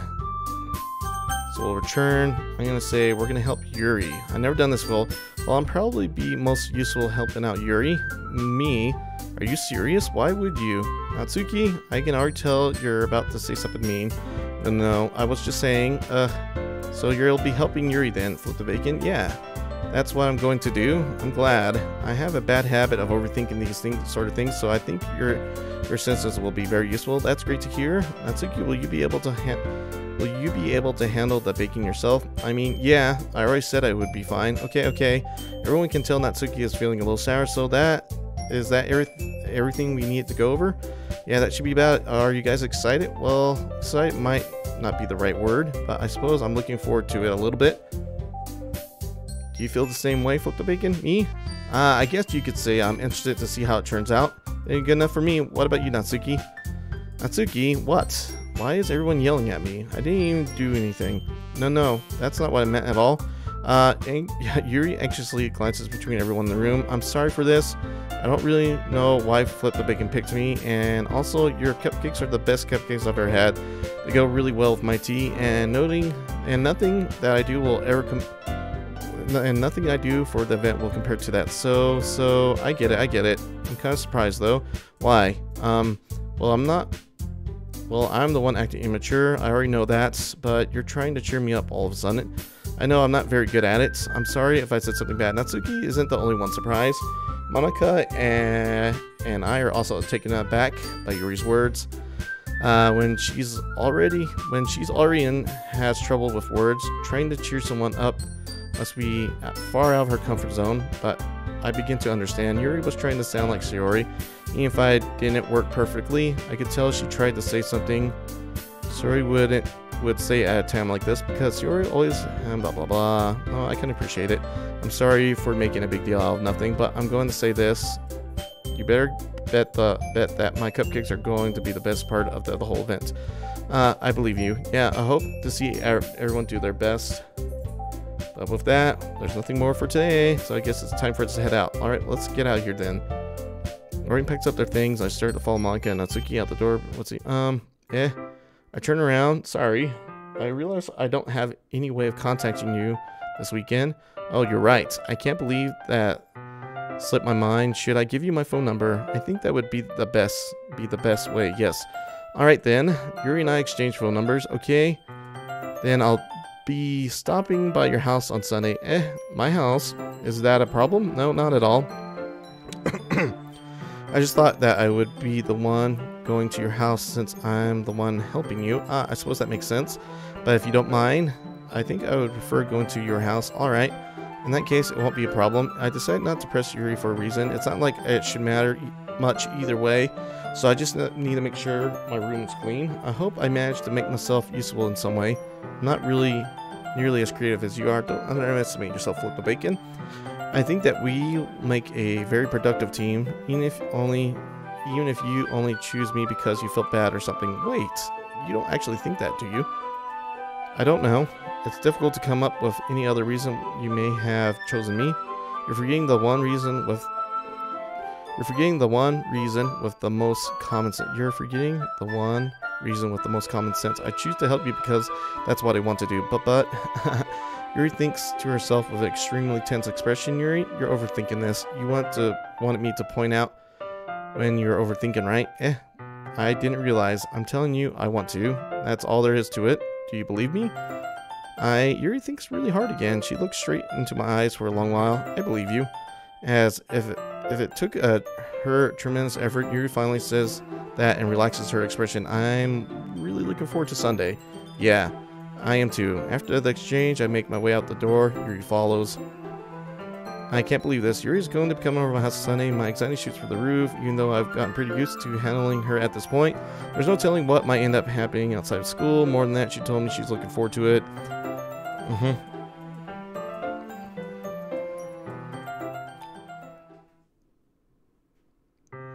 And we're going to save here. I think this is a good point. And let's return to the game here. And... oh.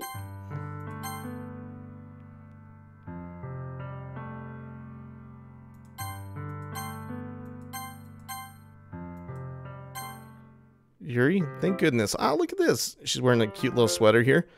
You're a little early. I'm sorry I wasn't home yet. Were you waiting for a long time? No, I just got here. But I started to get really nervous when nobody answered the doorbell. You always come. You always could have texted me. If I had known, I would have reassured you and hurried more on my way home. I suppose that's true. This is really cool. I haven't seen this dress and her pants she's wearing. I wasn't expecting that at all. I didn't think of that for some reason. It should be common sense to do that, but I decided to ignore it. Anyway, let's go inside. I see you brought a lot of stuff with you. That's right. Did you manage to find everything I asked you to buy as well? Yeah, pretty much. At least I hope I got everything right. I'm sure it will be fine. We're up in our room. I take Yuri to my room. The first thing she does is glance around curiously, which makes me feel anxious. It's so clean. I cleaned it before you came over, so that's very considerate of you. No. It would really be embarrassed. I would be really embarrassed for my room to be a mess while you were here. Well, I do enjoy cleaning. I would have gladly helped you clean. That would be even more embarrassing. Wait, don't look in there. I snatched Yuri's wrist, which in the process of opening a desk drawer of mine. I'm sorry. I wasn't thinking for some reason. I just was spacing out. It's fine.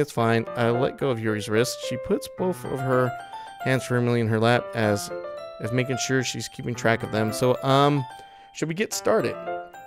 Okay, yes. I have a few things planned that you can help with. Decorations and other atmospheric enhancements. You know, mood lighting, aromatherapy, candles. Oh, wow. I didn't know you planned on taking it that far. Of course, I want to help take our guests to a faraway place. Wow, those pants kind of seem out of place for her. I was just checking them out again. Although, many will stop by just out of curiosity and for cupcakes, I guess. I determined to provide an experience that would leave them wanting more. That's great. It's easy to forget that you're a pretty intense person. Intense. I guess that's the best way to put it. Is that a bad thing? No, not at all. It's something that I like about you, actually. Is that so? That makes me feel relieved and kind of happy. Yeah, no need to be anxious. You can relax a little. Relax. I brought some things for relaxation. I was going to use them during the poetry event. Oh yeah, like what? Let's see. Yuri rummages through her bag. She pulls out a few candles and a wooden cylinder-shaped object. I did just shopping on the way here, so I happen to have these in my bag. I plan to cover the window in black paper and use the candles to light the room. I think that would be amazing, don't you? Yeah, that would be a real neat. What's the wooden thing, though? Oh, this? It's a diffuser for essence oils. How familiar are you with aromatherapy? Not familiar at all. Is that so? It's one of my favorite contributors to a positive atmosphere. Depending on the oils or herbs you choose, you can change the mood of the air itself. You can even feel it permeate through your body. Relaxation, positive energy, romance, reflection, it's almost like magic. Yuri takes the cylinder and pushes a switch on the bottom. In just a moment, a thin ray of vapor begins to sprout through the small hole on the top. Wow, that smells wonderful. What kind of mood is that one for? This is a jasmine essential oil. It smells a little sweet and flowery, right? Yeah, it's a good way to describe it. I choose jasmine for this event because it provides more than relaxation. Jasmine enhances your emotions and helps you feel them flow through your body. You feel warmer and your heart pounds more heavily. Don't you think that would be perfect for sharing our poems? It does sound suitable. But you seem to know a lot about this, so I'll trust your opinion with anything. Yuri smiles gently, clearly enjoying herself. She again reaches into her bag and pulls out several spools of thin ribbon. What are those for? Well, did you purchase the origami papers I asked you to get? Yeah, I have it over here. Well, we won't be using the paper for folding the origami. What I'd like to do is write a different word on each paper. We'll need about 100 of them. Oh yeah? What will they be used for? Well, I'm going to cut pieces of ribbon to hang from the doorway of the classroom. Then we can fasten the papers onto the ribbons to create a doorway curtain. Wouldn't that be beautiful? It would also catch the eye of those passing by the room. It may attract some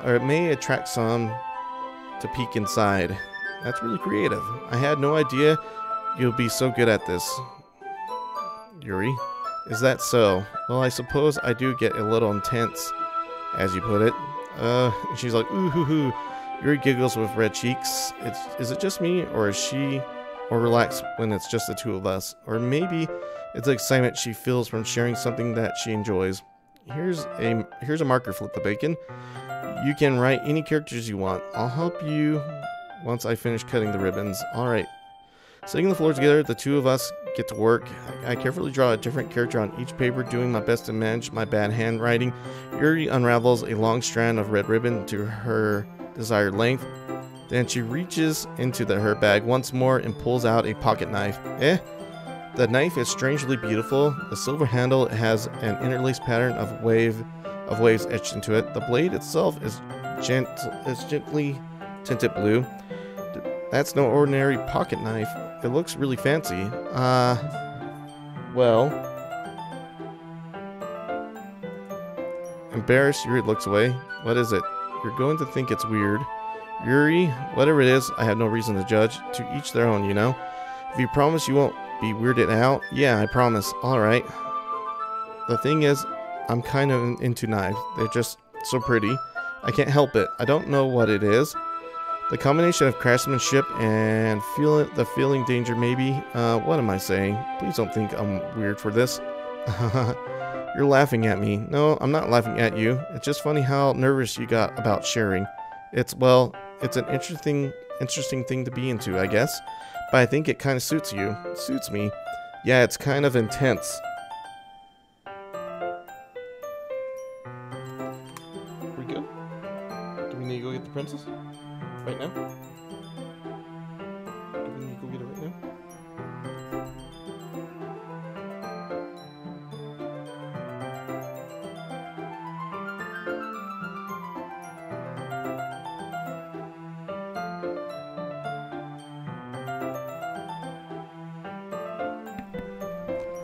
Okay, we're back here. Yeah, it's kind of intense. Besides, it's a really cool looking knife. I can't deny that. It is, isn't it? Yuri relaxes her expression once again. Would you like to hold it? Sure, I'll check it out. Yuri carefully hands me the knife with the handle facing me.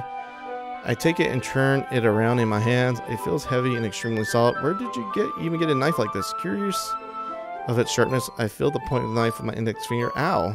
Flip the bacon. Why did you do that? I didn't expect it to be that sharp. I barely touched it at all. It's my fault. I should have warned you. This knife is extremely sharp. It can cut through skin like paper. Oh no. A small drop of blood trickles down the side of my finger. Yuri takes my hand and gives the wound a closer look.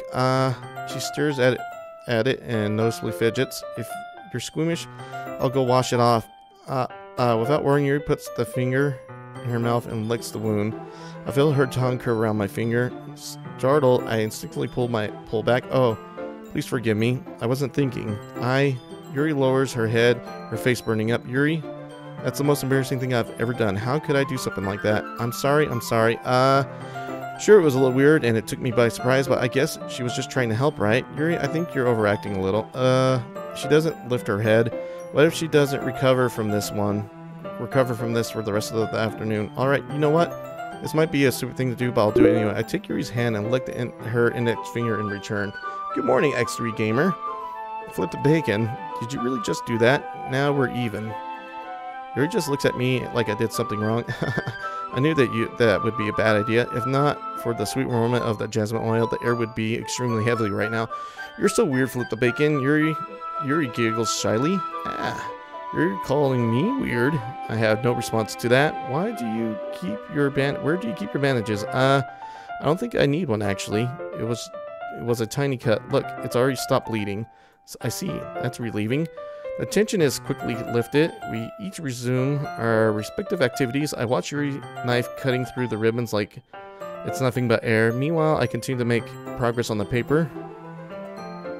After we finish attaching the papers to the ribbons, we lay them all out side by side. It looks better than I expected and will be very effective as a door curtain. It looks great. Good thinking coming up with this, Yuri. Thanks. It's just something I saw online, really. Are you ready to move on to the next task? Yeah, let's do it. What do you have in mind? I like to create a banner. That's why I asked you to buy the paint tablets. That's right.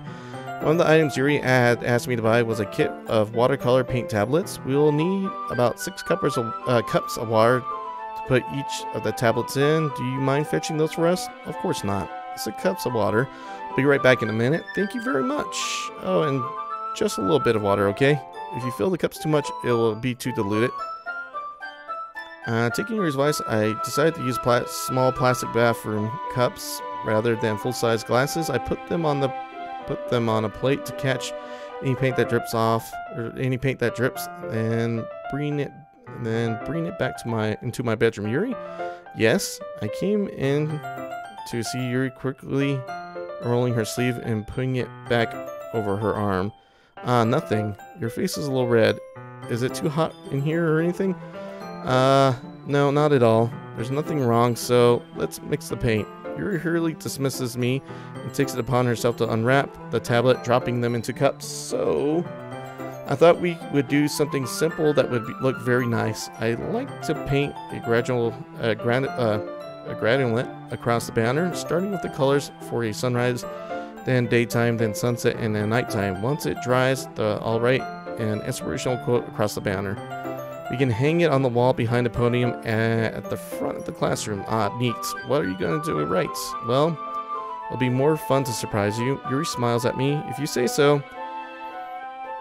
After rolling out the banner, Yuri and I kneel on opposite sides so we don't get in the way of each other. Yuri uses a brush and adds a few dots of different colors across the banner to serve as a color guide when we paint. This kind of reminds me of elementary school. Painting on a banner with watercolor feels a lot like the art class projects we had back then.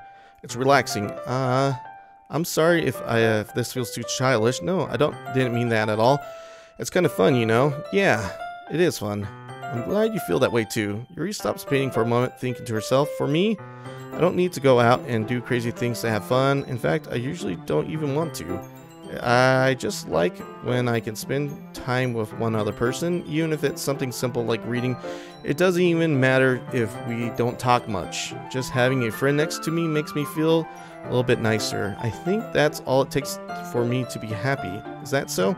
Even if Yuri and I are quite different, I can understand where she's coming from. I feel that way about things like anime and games where simply sharing the experience with someone can make me happy. I think I feel the same way.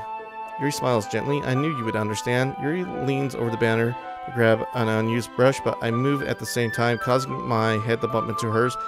Kaya! Sorry, Yuri reels back, and I quickly lift my hand in surprise. Are you hurt? No, I'm not hurt. It just startled me, that's all. Sorry, I should have asked you to get it for me. It's not your fault. Ah, your face. There are droplets of paint on Yuri's face and neck. Is there something on my face? Yeah, I accidentally got paint on you. Sorry, it's totally my fault. I'll get a towel right away. I rush out and fetch a small towel and dampen it with hot water. I return to my room, kneel back down in front of her. Here. I pat down Yuri's face and neck with the towel. Is something wrong? It's hot. I just didn't expect it. Sorry. I didn't want to use cold water. Having finished, I started to retract my hand, but Yuri suddenly holds my wrist. Wait. Just for a little longer. It feels really nice. I keep my hand still against Yuri's neck. She looks into my eyes. Good night. It's 11:51. Okay, good night. Catch you later, Aries. An intense expression that I recognize from when she reads her books. Almost as if she's lost in a daze, enveloped by her own thoughts. She breathes gently, half through slightly parted lips. What is happening? Is this the aroma of jasmine oil giving me this dizzy feeling? Yuri's gentle fingers wrap around my wrist, send a tingling sensation through my arm, and suddenly her face seems to be much closer to mine than it was just a moment ago. Yuri slowly pulls away. Sorry, I've been feeling a little lightheaded today. I didn't mean to space out. It's fine. The moment is over as soon as it began. Yuri picks up the brush again, but her movements seem clumsier, like she's unable to focus. I remain silent, forced to ignore the event that just transpired. I hesitantly retrieve my own brush and continue following Yuri's example. That should do it. I finished filling the night sky with the white dots that look like stars. Looking at the banner as a whole, it's pretty and natural looking. I think it came out better than I expected. I'm really happy with the results. Yeah, me too. Are you going to add lettering now? Not yet. It needs to dry first. That's true. But won't that take a while? Well, perhaps it would be best to leave it here and then have you bring it in the morning. I can do lettering in the classroom before the event starts. Is that okay? That's totally fine. Wonderful. In that case, I don't think there's any more for us to do here. Pew. You say that like you're glad it's over. Well, I was wrong to assume that you were at least... Was I wrong to assume that you were at least enjoying yourself a little bit? No, it's not. I'm just glad that we managed to get everything done. I see. I am too. I was a little concerned about time. I need to start making dinner soon. So you don't have any time left? I was secretly hoping that I would have extra time after finishing the work. Well, Yuri thinks to herself, I think it would be too irresponsible of me to wait much longer. I'm sorry. I was hoping that there would be more time as well. It's probably my fault. Sorry for being such a slow worker. No, it's not your fault. And the more important thing is that we got everything done, right? Yeah. So I shouldn't be disappointed or anything. Gathering all her things, Yuri seems to look a little downcast. I understand why. It sounds like she really gets an opportunity to spend time with friends in a relaxing environment, but that doesn't mean this is the last time it can happen. Once Yuri packs up, I walk her out the front door. Thank you very much for having me today. No problem. I'm glad I was able to help. Just let me know if there's anything you need to bring tomorrow. I will. Well then, Yuri fidgets. I guess I'll see you tomorrow. Wait. I kind of say that without thinking about today. It's fine that we didn't have as much time as we want, because we can do this again. Whenever you want, you can come over, or we can go out somewhere. I forgot you don't like going out much. As I stumble over my words, Yuri simply smiles bashfully. Anyway, you know what I'm trying to say, so you're very thoughtful, Flip the Bacon. Yuri takes a step closer to me, then briefly squeezes my hand.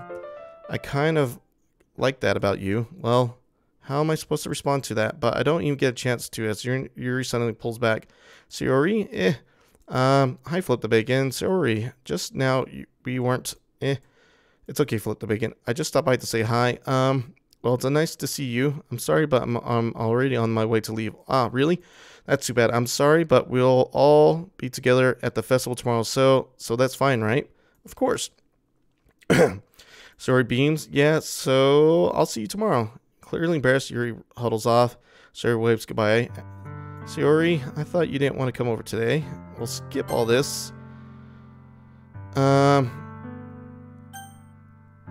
You'll always be my dearest friend. You'll always be my dearest friend. What you need most is for things to be likely be like they always been. Aniko told me the truth. She told me how much happier you seem after I joined the club. I know you're struggling with some really difficult feelings right now, but please trust me that I know what's best and what will make you happy in the end. I promise I'll help get things back to the way they were. I see. Sayori forces a smile through her incredibly pained expression. Is that what it's like, feels like? To get stabbed in the chest? I should write a poem about this. Sayori, it's okay. This is just my punishment, remember, for being so selfish. So please don't worry about these stupid feelings. I know you're right. I know this whole time that there's no happiness down that path.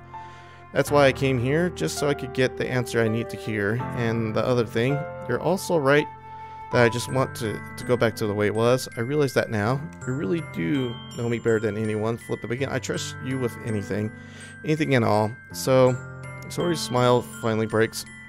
All of a sudden, she turns around and drops to her knees.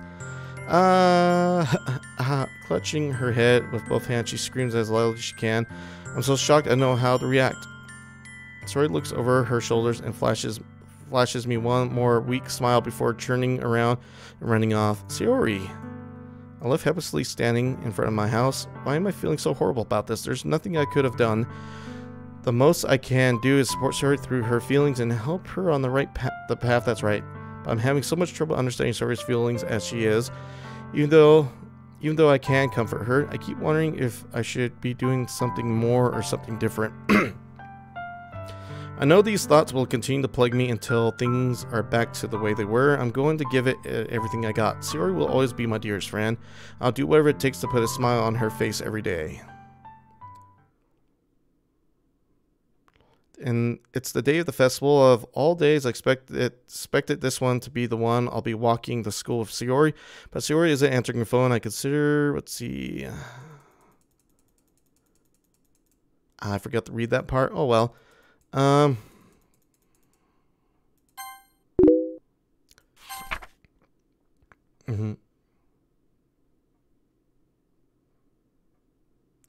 Five girls. There's only 4 girls, I think.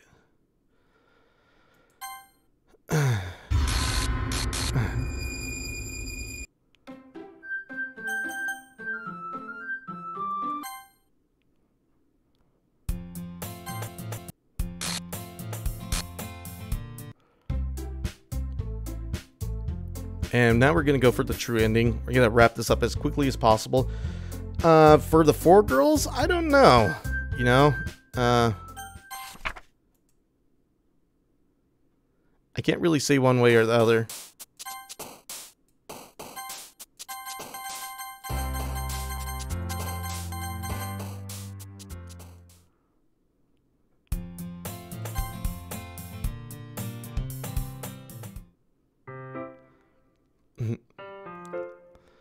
And I'm kind of curious to see the true ending in this.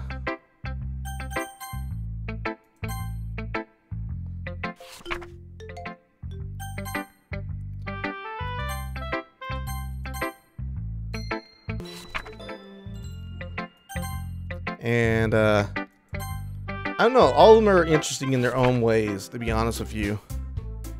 I like, probably Sayori, though, is the character I probably like the most out of all these girls.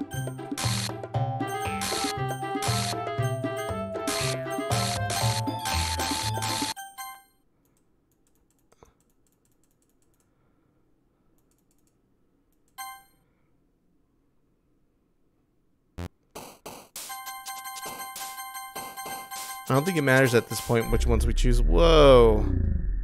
That's new. I haven't seen that before, I don't think.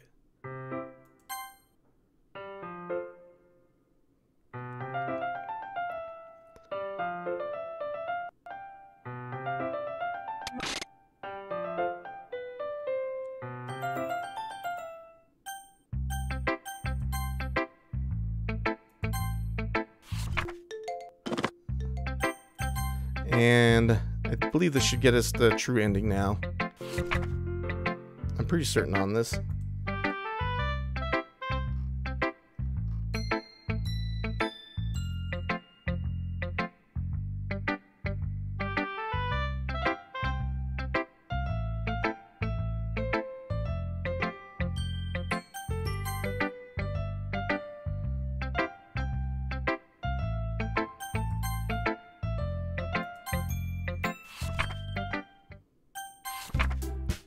and pretty close to wrapping up this Let's Play.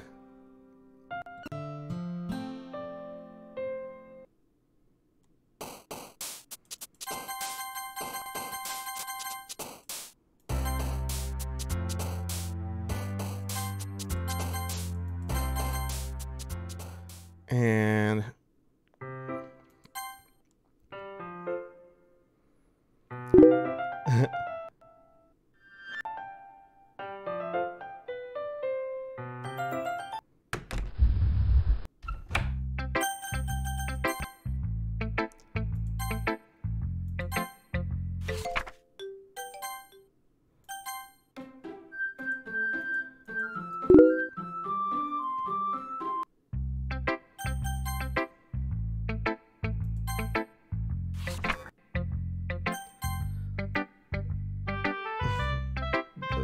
Bettina, huh?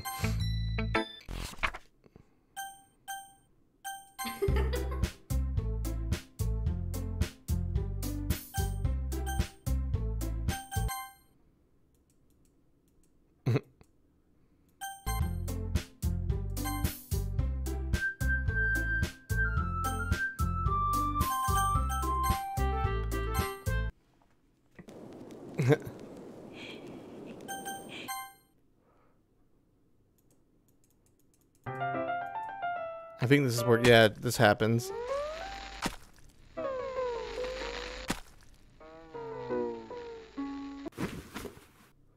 This part's always pretty super crazy.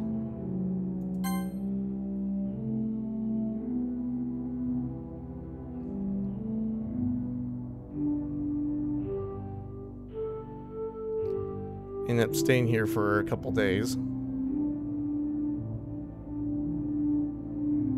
The whole weekend, I think.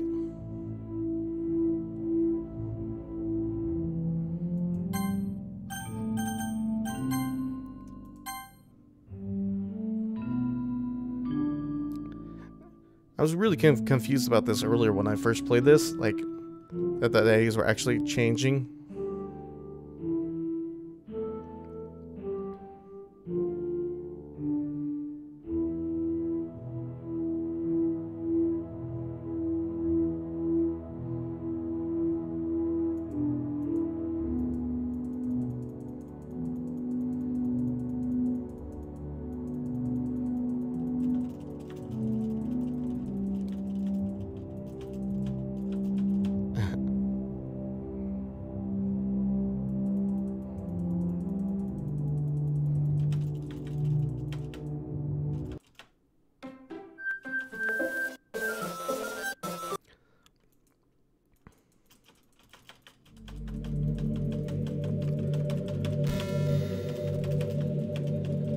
And we're almost through this. And then I gotta get going. I gotta go pick up the Munchkin.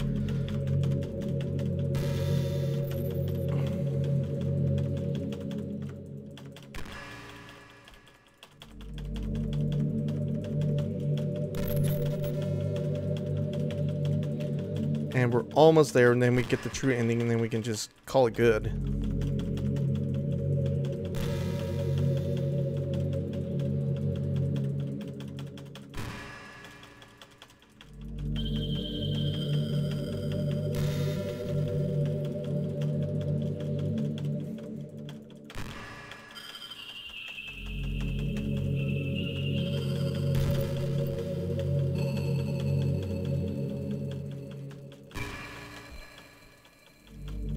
And once we get through this, it'll be then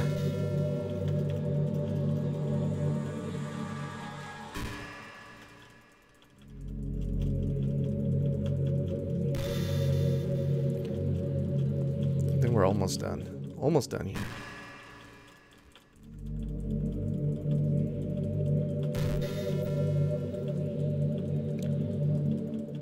And this just taking a second.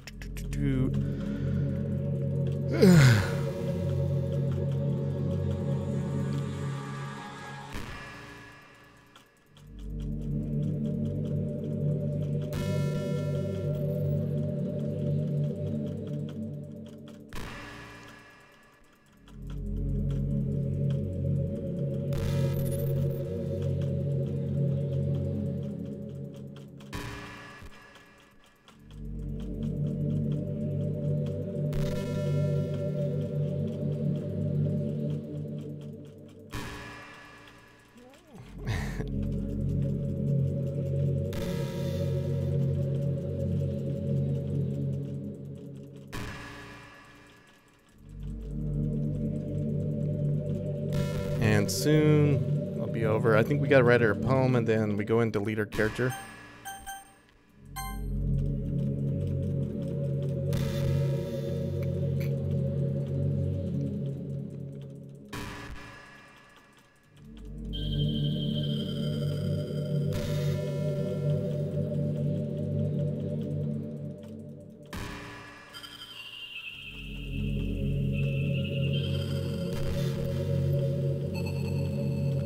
I think it's going to talk about us streaming too, which is pretty cool.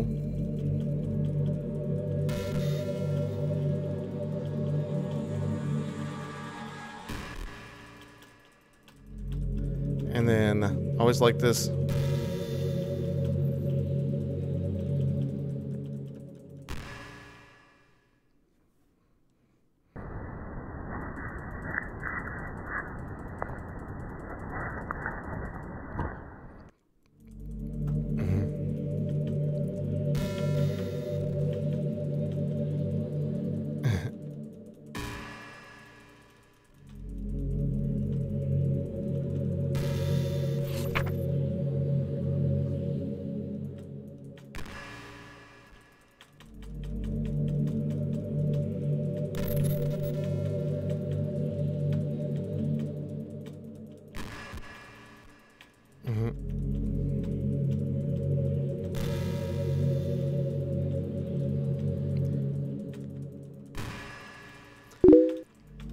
Hey there. Say hi to I don't know how to pronounce like Russian names, so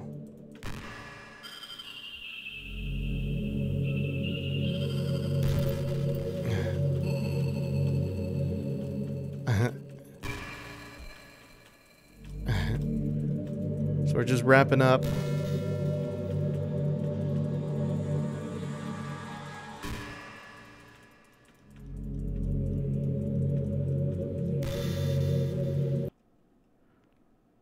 I think this is where the jump scare happens, if I remember correctly.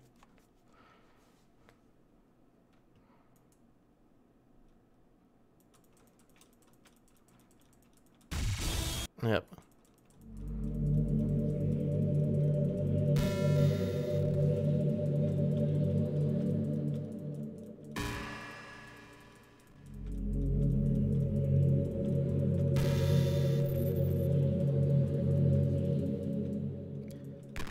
I think at this point in time we can go and delete her. Yeah, I think so.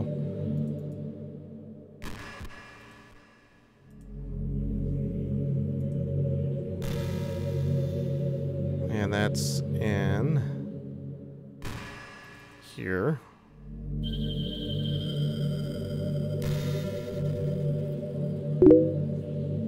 Yeah, I think at this point we can just delete her. Get the true ending here.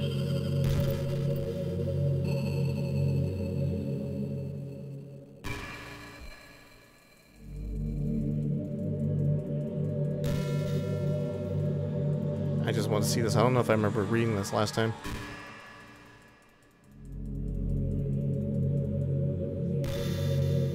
Okay. Then we go into Doki Doki Literature Club, characters, and then we delete her.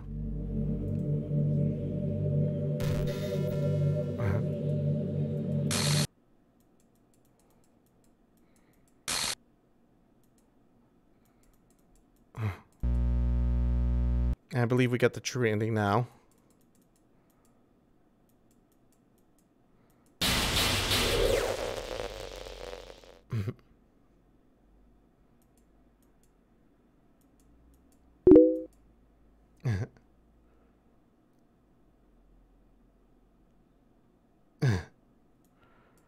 Yep.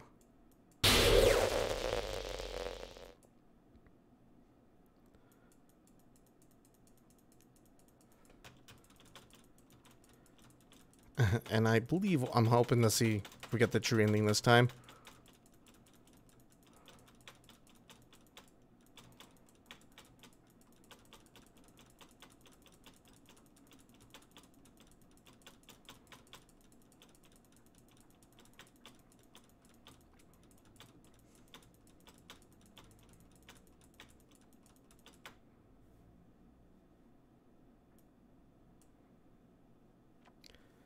And almost done.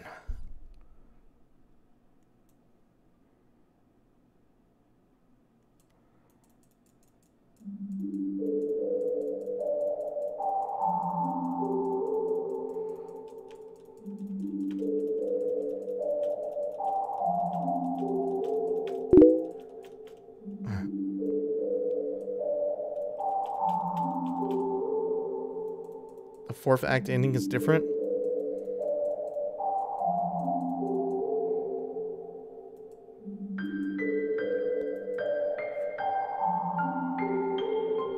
Oh, what?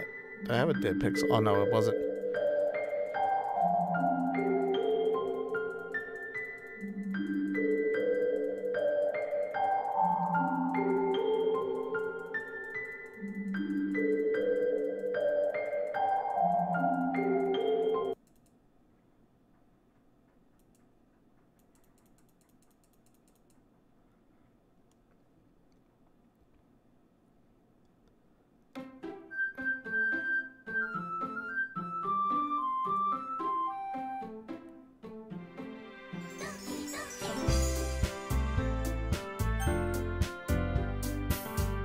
And I think we just, let's see.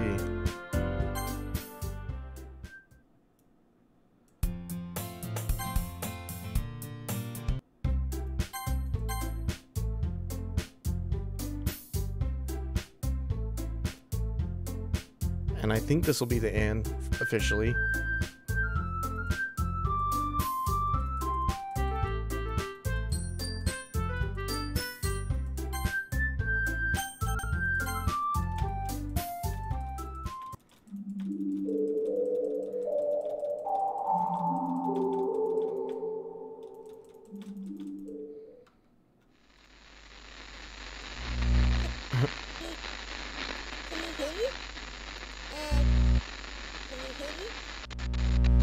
Can you hear me? Hi, it's me. So you know how I've been like practicing piano and stuff, and not really any good at it yet, like at all. But I wrote you a song, and I was kind of hoping that I could show it to you, because I worked really, really hard on it. So yeah. Here we go.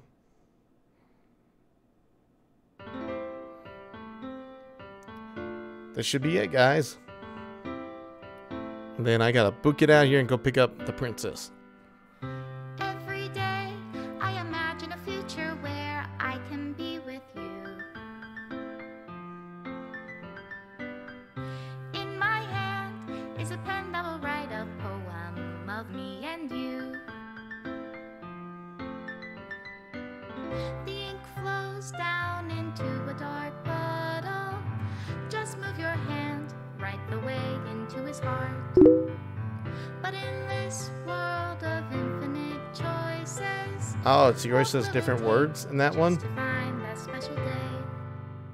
What will it take just I didn't realize that.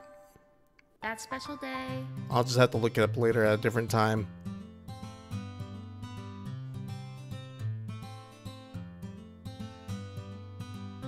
Have I found everybody a fun assignment to do today? When you're here, everything that we do is fun for them anyway. When I can't even read my own feelings, what good are words when a smile says it all? And if this world won't write me an ending, what will it take just for me to have it all?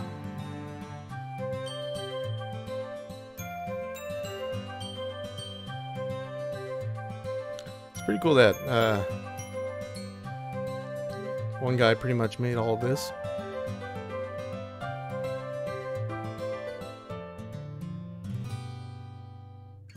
Does my pen only write bitter words for those who are dear to me? Is it love If I take your is it love, if I set you free.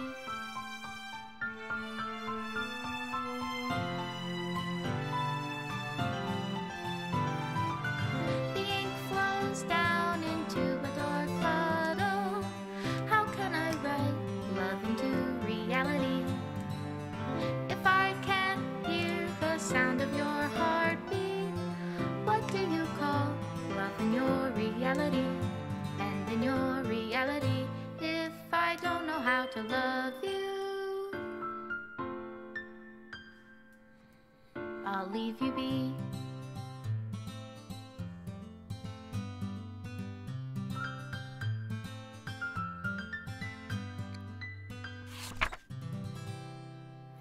To the special player who achieved this special ending, for years I have been enamored by the ability of visual novels and game in general to tell stories in a way not possible using traditional media. Doki Doki Literature Club is my love letter to that. Games are an interactive art. Some let you explore new worlds, some challenge your mind in brand new ways, some make you feel like a hero or a friend.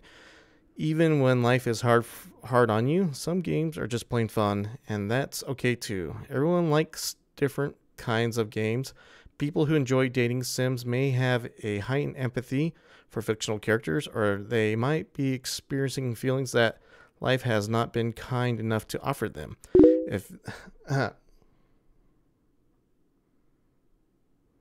are also endings in where you delete Monica or Sayori before the game.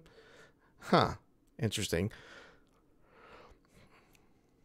Let's see, where were we at? The life has not been kind enough to offer them. If they are enjoying themselves, that's all that matters. This goes for shooting games, casual games, sandbox games, anything. Preferences are preferences, and our differences are the reason we have a thriving video game industry. My own favorite games have always been ones that challenge the status quo, even if not a masterpiece. Any game that attempts something widely different may earn a special place in my heart. Anything that further pushes the limitless bands of interactive media. I extend my gratitude to all those who have taken the time to achieve full completion. I hope you enjoy playing it as much as I enjoyed making it. Thank you for being part of my literature club. Love, Dan Salvato. Or Salvato, I think. Okay. There we go, guys. We finished this up. We'll close it down. Thank you for watching. This was our blind let's play of Doki Doki Literature Club. It was a lot of fun. It was pretty cool to experience it for sure. But I have to wrap this up. We gotta go. I gotta go pick up my princess. Streamed a lot longer than I want to. Thank you, X3 Gaming, for helping me on this journey, and everyone else that did as well. To experience the true full version of Doki Doki Literature Club as much as possible. X3 Gaming just mentioned that there's a couple different endings where you delete Monica or Sayori before playing the game. I probably won't stream those, but I'll check them out on my own time. I'll probably go back and check out the fourth act of what Sayori says different, like on YouTube. I'm sure there's videos of it. But anyway, as I always say at the end of every single one of my videos for you guys, flip that bacon. See you next time, and goodbye. Goodbye, everyone.